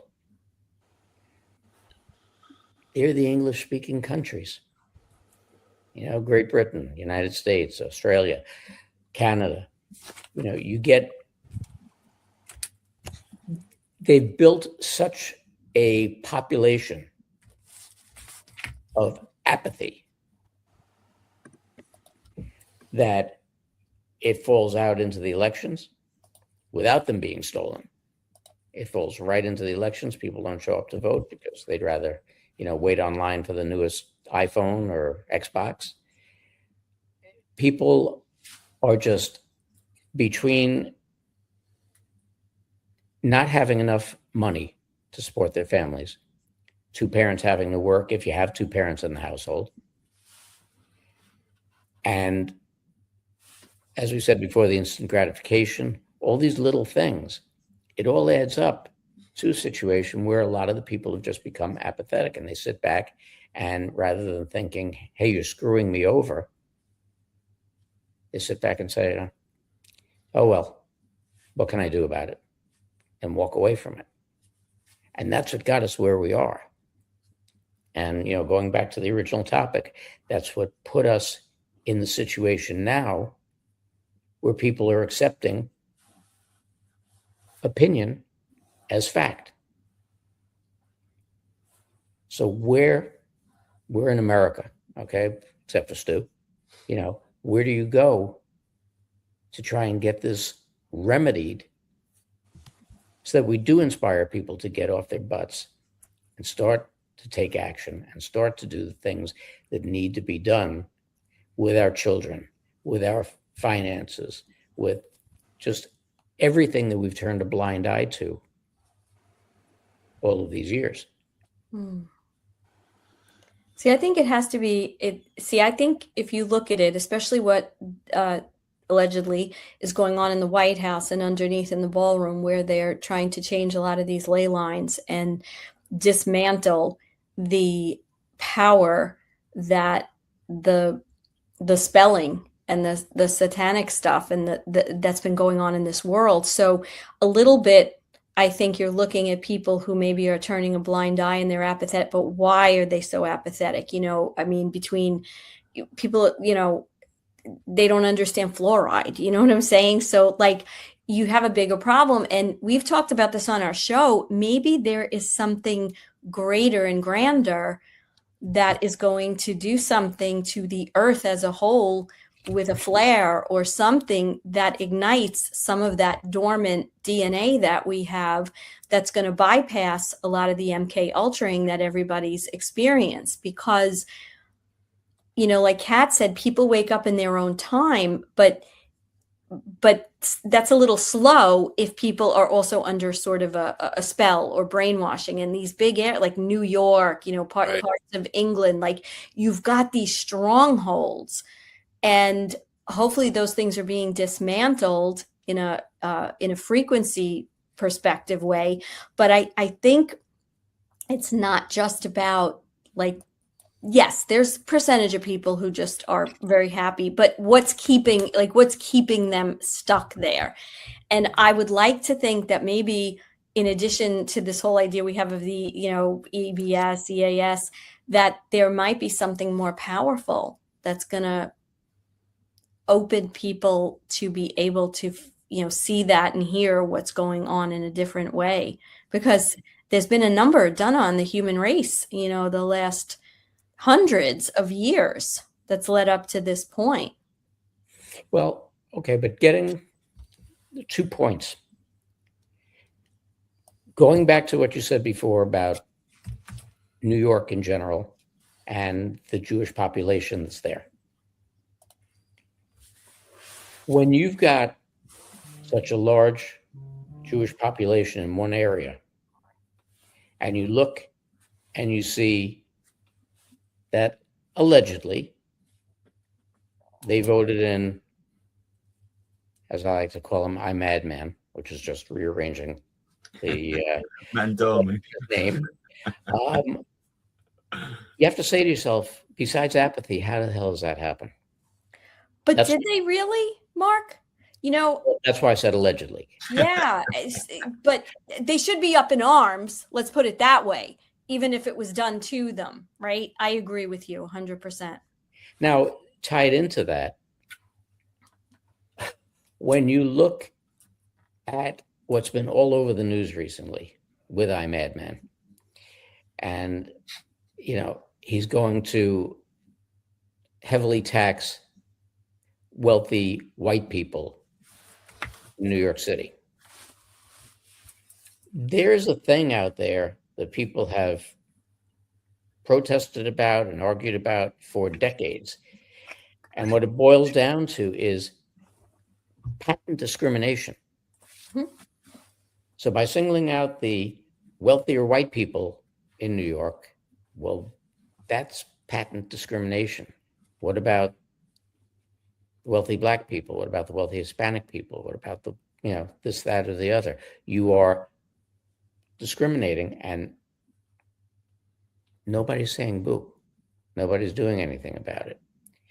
Now, I'm going to give you a twofold question here, because it kind of falls right in with this, with what you were just saying before.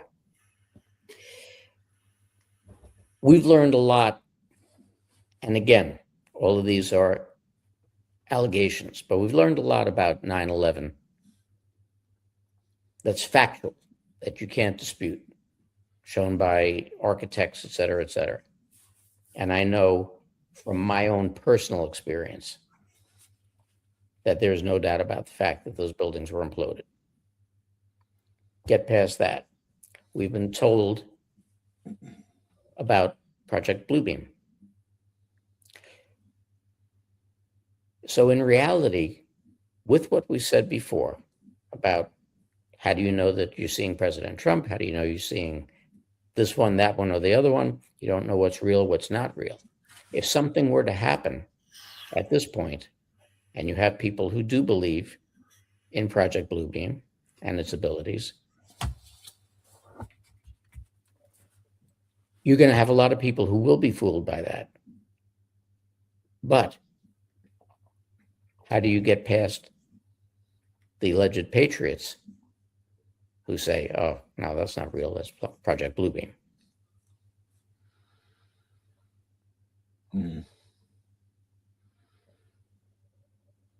Did I stymie you guys? No, I'm just thinking about what you're saying, really. This is the people that are, well, look, we're all on our own journey, but we the people. We are one consciousness. And we've all got to come together. I think all this division is being created to ultimately bring people together in the end, but division is being created to get people to do their own research. And basically these people that black pill or getting tired and panic hands and doomers and gloomers, they are losing their faith ultimately. And that's what it boils down to. And if we are seeing some sort of massive revival, and we can all talk about organised religion and stuff, but many patriots are turning to God, and whatever God is to each and every individual, we are seeing this.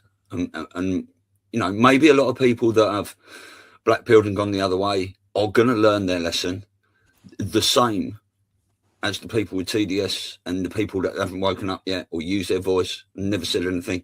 I mean, everyone is going to have to look in the mirror. You can't get away from your reflection unless there's no mirrors anyway.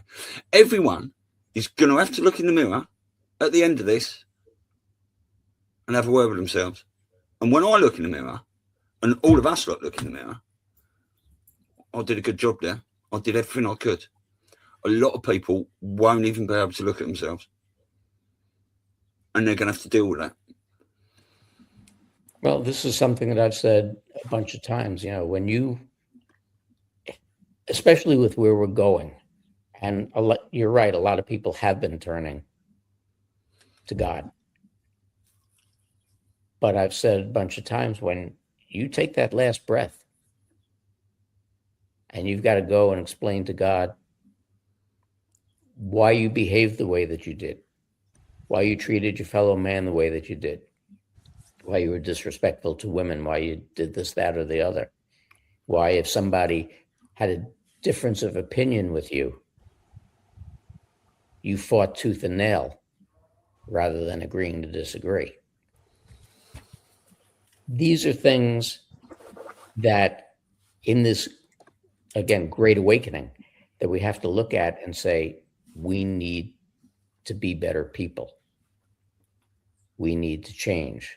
We have to stop taking things as seriously as we do. We have to stop the infighting and backstabbing and backbiting. And we need to move forward from where we are, because that's allegedly, what this is all about. So you were going to say something before, Elisa. Yeah, what I was going to say is, it's funny because I think all of us have, like, we love humanity, we want to help, but then, like, with individual humans, we get really pissed off and annoyed, and we just want to smack them, right?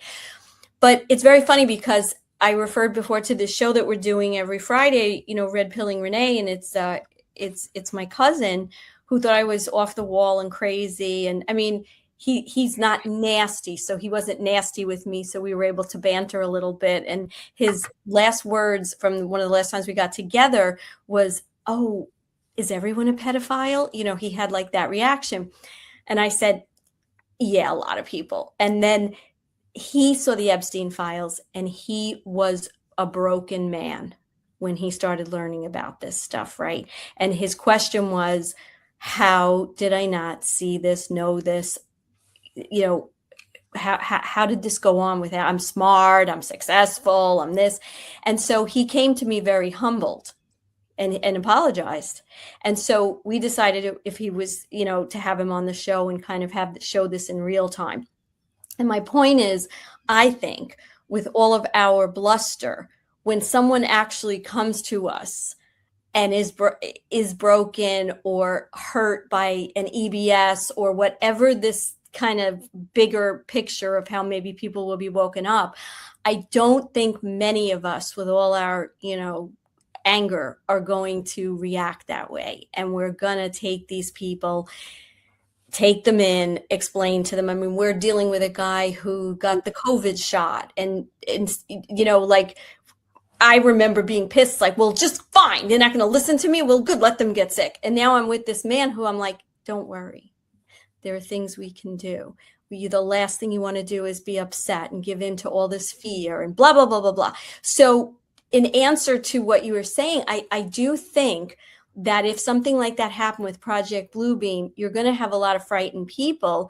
And maybe that's what our job is, that there's going to be a growing, right? Because we've grown since 2020, our numbers, they may not be out there on podcasts and, you know, but they're there, that are going to now come in. And as Stu said, this separation is going to bring us all together, where it's not going to be us against them. It's going to be us saying, there's a lot of scared people. There's a lot of worried people. They think they're broke. They think and we have to kind of come in and do God's work in a humanitarian way to unite more people and to quell those fears.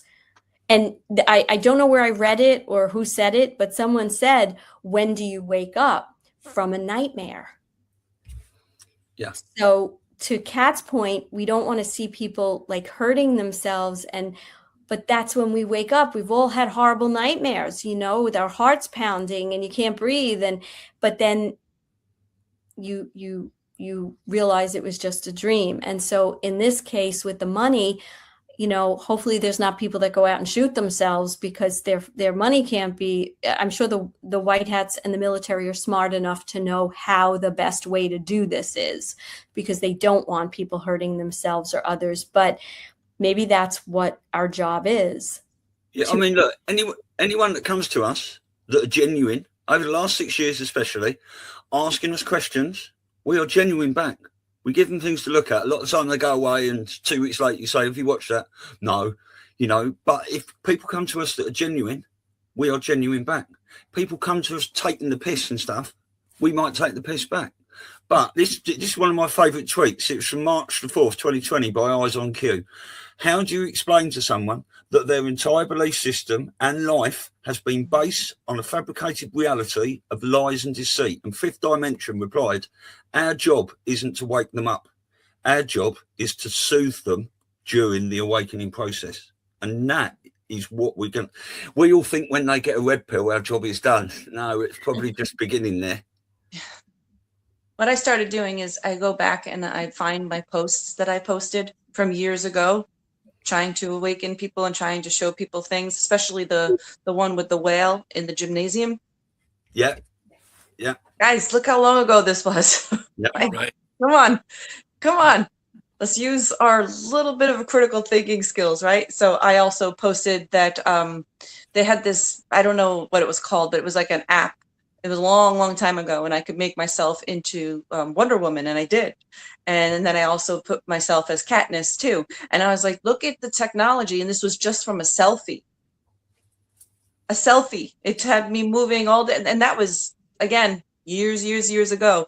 So teaching them that this technology is out there and has been out there, I think is what's going to help them understand that this might not be real, because we don't know what's going to happen. We don't know if that's really the plan that's going to be. Like who, and every time something happens, I always say, okay, who started that rumor? Where did this originate?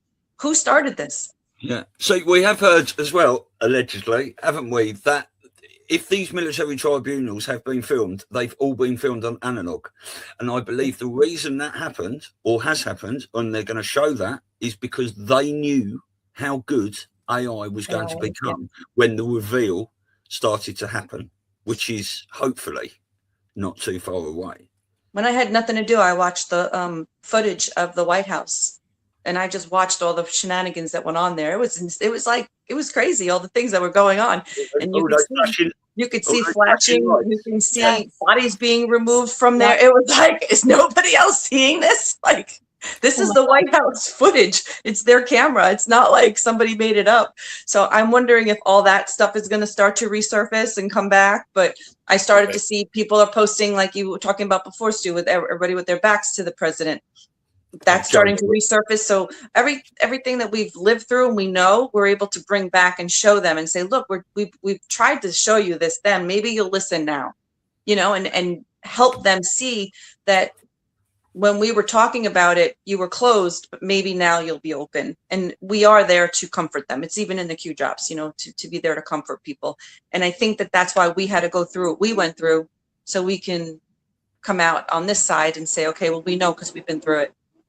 Yeah, I mean, I just quickly to add to that, I remember when all those flashes were going on in the White House windows, and I went through all those videos, shot, what's it called? Frame by frame, and I've got screenshots. I've got a folder on my computer with all the screenshots of all the flashes. It looked like people were sitting there in electric chairs and stuff, didn't it? Really interesting.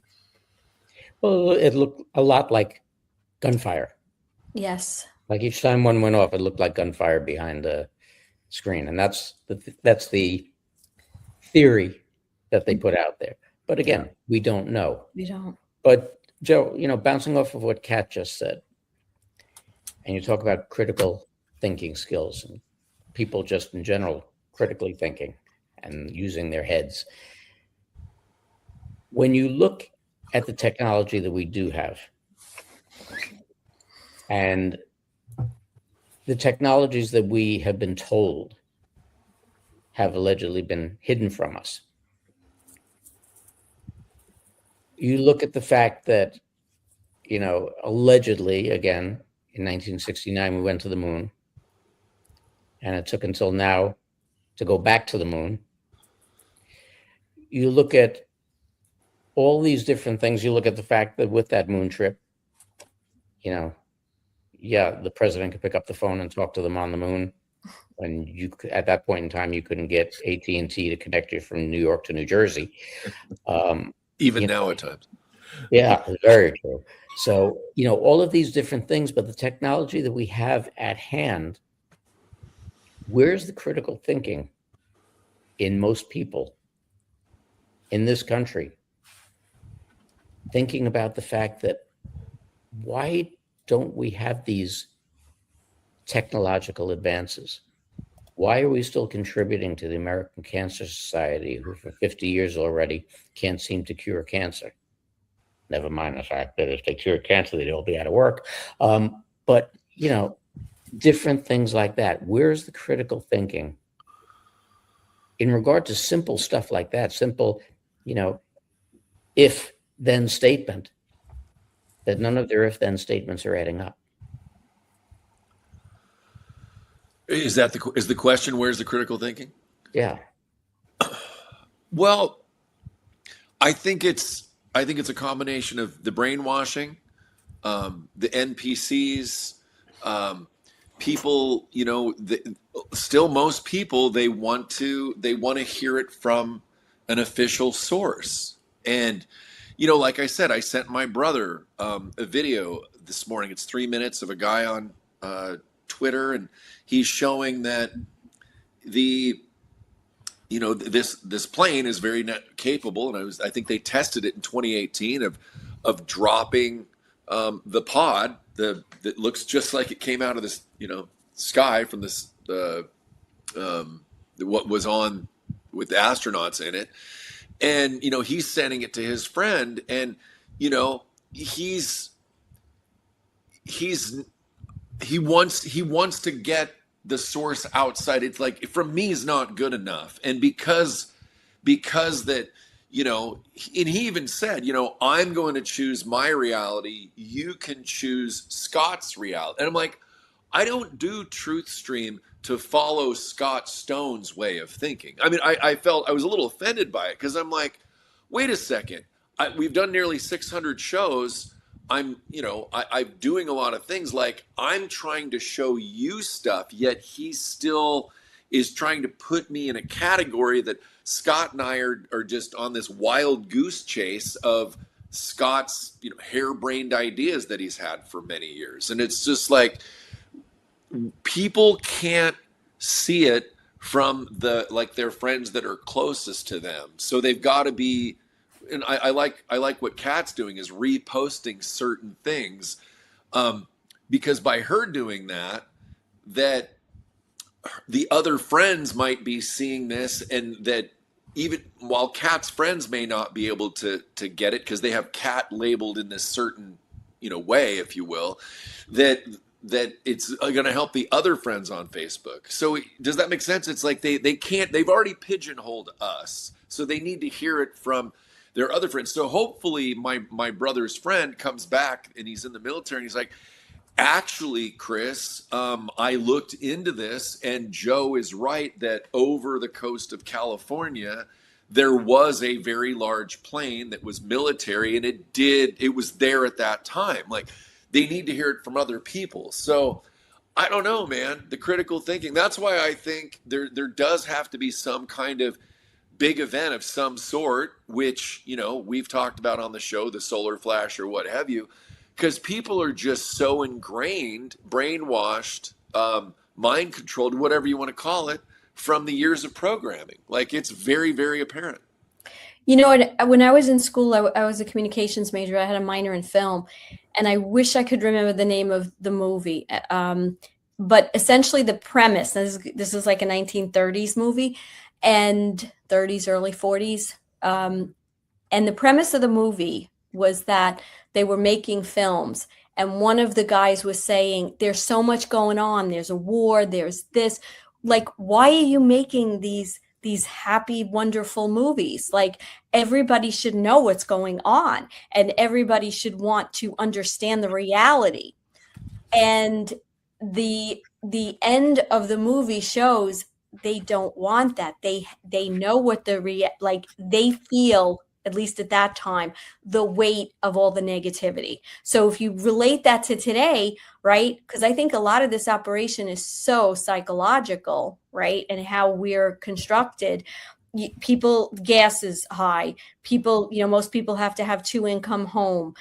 People don't have enough money to go on vacation the way they would. They go to the store every week. You go to the store, the food prices are higher, and I could go on and on and on, right? So I think there's just this pull, like, don't tell me something else that I have to try to understand, and I have to get out of some joy or some fantasy that I have about how my life is. And I think, to Kat's point, which we all kind of understand, that's why they've done it so slow, because people would literally, psychologically, you can't handle so much bad at once. You just break down. So I think that's another aspect of this. Is it programming / brainwashing, or is it also the way the human brain works, or at least as much as we're able to use at this point because of what they've done to us, that you just can't, like, it would destroy you. So it has to come out in a slow way or a major way that hits. Well, I think there's certain personality types too. Like, we're willing to do this. I don't think it's our personality, Joe. I think it's whatever the soul mission that we had, right, and we're willing to live in that state of discomfort. Because if you take all of us and go back to our childhood, I'm sure we showed signs of non-compliance. Oh, yeah, for sure. Standing up for things. Like, I personally at dinner would answer my father back because I disagreed with what he said, knowing full well I was going to get a smack across the face, all joking aside. Right. I took the smack because I needed to say my truth. Right. So what percentage of humanity do you guys feel are in that willing to do that? It's not the majority by any means, but we fall into that category, obviously. Maybe like the Revolutionary War, like like 1%, 3%, and now other people are awakening because of a trigger that hit them, like my cousin who Epstein files and children being raped woke him up. But I think small for those of us who naturally were drawn to the truth, to the discomfort, to the ugly, and we're okay to live in that.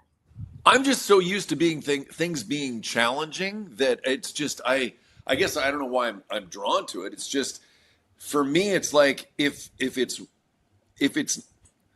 the challenging part makes it like worth, like, if that's what I have to sink my teeth into is the real challenging things in life, because it feels, I guess it's mission based or something along those lines. It's like, I even remember when I saw my name, my grandfather and I have the same name. When I saw my name on that gravestone, I'm like, I got to make him proud. He came all the way from Italy at age 11, gave everything up to come to the United States, started working on the railroads. I'm not going to just do this the easy way. I need to go do something to showcase that he mattered and his mission mattered. I've been mission driven since I was like 10 years old. I remember even when I was 10, it was like, okay, I'm only 10. I still have time to do something with my life. I mean, it goes way back to that, to dovetail off what you're talking about. Like, we've had that in us. So.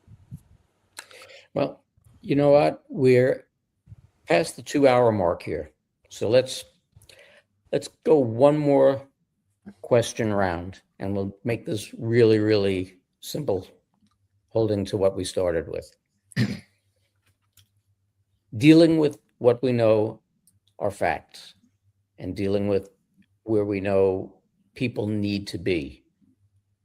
If you were advising somebody who is either a patriot or somewhat awake, or even kind of red pilling somebody who's not awake, what advice would you impart to them to let them know that they need to check facts and discern what is a fact and what is an opinion? So let's go reverse order. We'll start with Kat. Sorry, I unmute myself. So you have to even think with like AI, right? Grok and what's the other one? ChatGPT. They lie. So people are even using that as fact. So for me, I would say sit quiet, do your inner work, because once you know your truth, no other truth matters, right? So you have to know what you feel within, and then nobody else can tell you anything other than what you believe, because you already know. So stop looking outward for answers and look inward. And I think that that's where it all begins. That would be my advice to them. Excellent. Excellent. Jojo?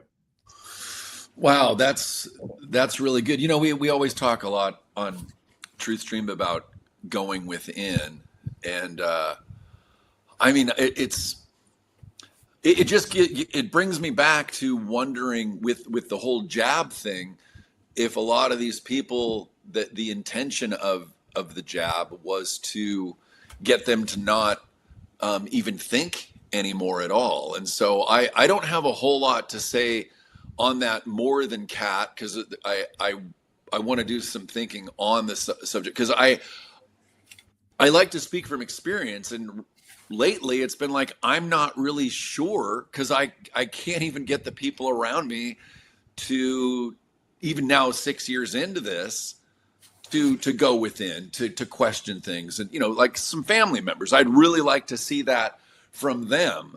You know, I had one of my sisters say, well, go be a doctor then. And it's like, no, we interview doctors. So I'm able to give a platform to a doctor like Dr. Lee Merritt. And what an incredible interview she was. And if folks can get something out of that, like, I don't know what else to do more than I'm doing. And so, yeah, I think going within, but it just seems a lot of these people, like they just stop. Like there's something where they can't even go any further. I see that with my friend's wife. So I really don't know, but I really like what Kat said. So I'll leave that there for now. Elisa? I would say that listen to everything, be curious, ask yourself a couple of questions as you're taking all this stuff in, you know, because I listen to everyone as much as I can, like time permits. I've always listened to a lot of podcasters, watched documentaries, all of that. And then I've sort of asked myself a couple of questions. One, does it make sense? Right? We've kind of lost the ability to just say, does something make sense? Right? Like this new math that they introduced, 15 years ago, right? It didn't make sense, but they taught it. So does it make sense? And then think about follow the money, because somewhere, some way, you're going to answer the question for yourself if someone is really all about wanting you to know the truth, be healthy, happy, and prosperous, or if they're getting something out of it. And that's kind of how I like to look at things. I mean, obviously with a military operation, it's different, but I would say don't give up. You were given a mind, you were given a brain, you were given a heart. Just take everything in, take it with a pinch of salt, but ask yourself a couple of questions before you accept it. And that kind of goes to the next step of going within and, like letting yourself kind of ponder these things.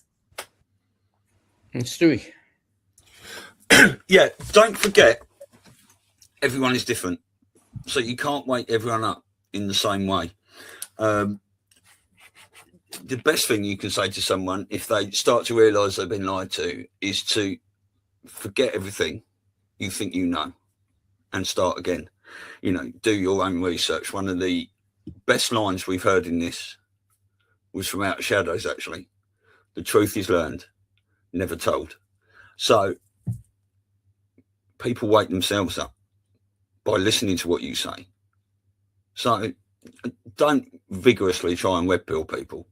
Just constantly plant the seeds so that when something happens, they're going to think, that crazy bastard was talking about that 2 years ago. You have to plant these seeds in people's heads, and we've all done it. We've honed our bullshit detectors. This is what everyone else needs to do. And it will come. So that's what you've got to do. Keep planting seeds. And I just want to say, I do think everyone talks about God's hand is on this, and we're going to see some God moment. I really hope that we will see some sort of reverse rapture, right? Not the Christians all taken away and going to heaven and things like that. But we are going to see all criminality and all these people involved eradicated somehow. I don't know how that's going to happen, but that is what I hope. So I just say to everyone, get your heart right, right? Keep doing what you're doing, get your heart right, and come and fight on God's army with us lot, the crazies. And one last thing, Kat, what you were saying is that when I meet someone new, I go in the questions straight away, normally. So I can gauge someone's attitude towards me. So I don't have to wait right up until the end of the night to know if they want to be my friend or not. I want to know straight away, whether they're a sponge for information or whether they're fast asleep and a waste of my time. But we're here for everyone when they wake up. Yeah. That's it. They might get a few told you so's, but they get a hug afterwards. Amen. Very, very true. And look, I hope everybody out there got the point of today's show. And as I stated earlier, this wasn't an exercise in trying to disprove what we're fighting for, disprove what we've been told, but it's to try and get you to stop looking at any of us here on the screen and believing flat out what we tell you. Yeah. It's to sit, and Kat did put it the best way, to go inside, to go introspectively and look. And that's what journalism is supposed to be about. When the facts are delivered to you, even though with a real journalist, you are getting the facts of the story, you have to see whether or not those facts resonate with you. That's what a good detective does. Yeah. He might find something and look and say, something here isn't quite right. There's something like Columbo. Exactly. So you have to One sit more thing. Exactly. Sorry, I'm aging myself. But, you have to look and go introspective and try to figure out what really does resonate with you. Yeah. And maybe then we can more so see what are the facts and what are the opinions. Yeah, exactly. Anyone listening to anything we say should take it on board and go and research it themselves. I watch other podcasts, and the stuff, I'm nearly 25 years into this, and the stuff they say that I don't know, I don't just put it out. I go and check it out before I put it out. Exactly. Well, been a great discussion, everybody. Let's take care of a little bit of housekeeping here.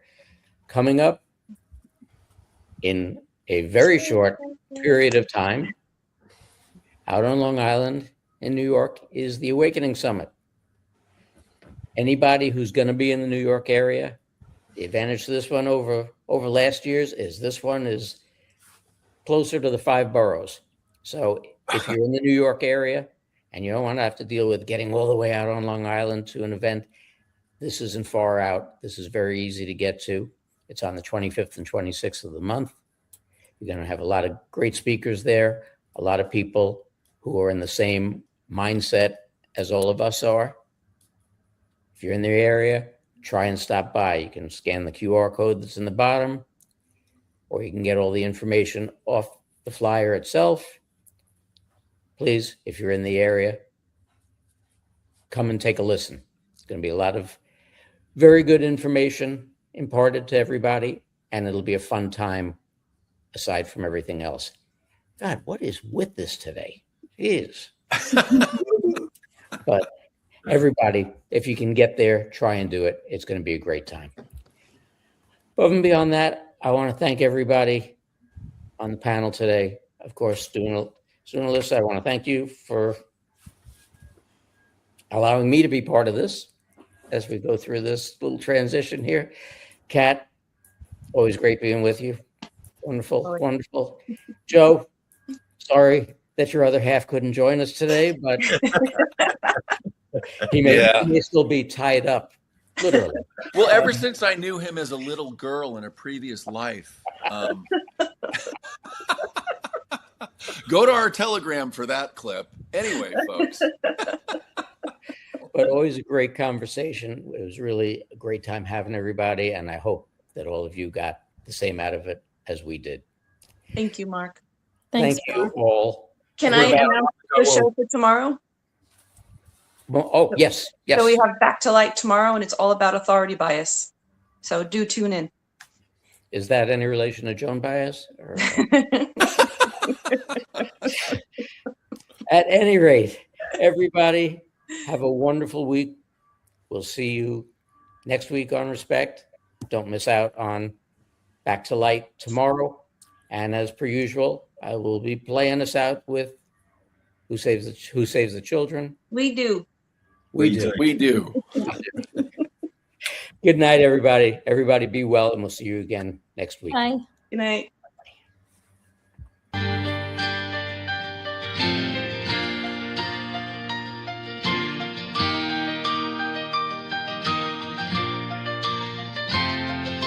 Children are the center of our world, and we do our best to show them that we care. But evil is lurking everywhere to steal their youth, kill their souls, show them things that they should never know. We live in the craziest of times, you never know what's in another's mind. We keep them safe, protect from bad, but they just choose to make them sad and keep their evil rituals alive. Who saves the children?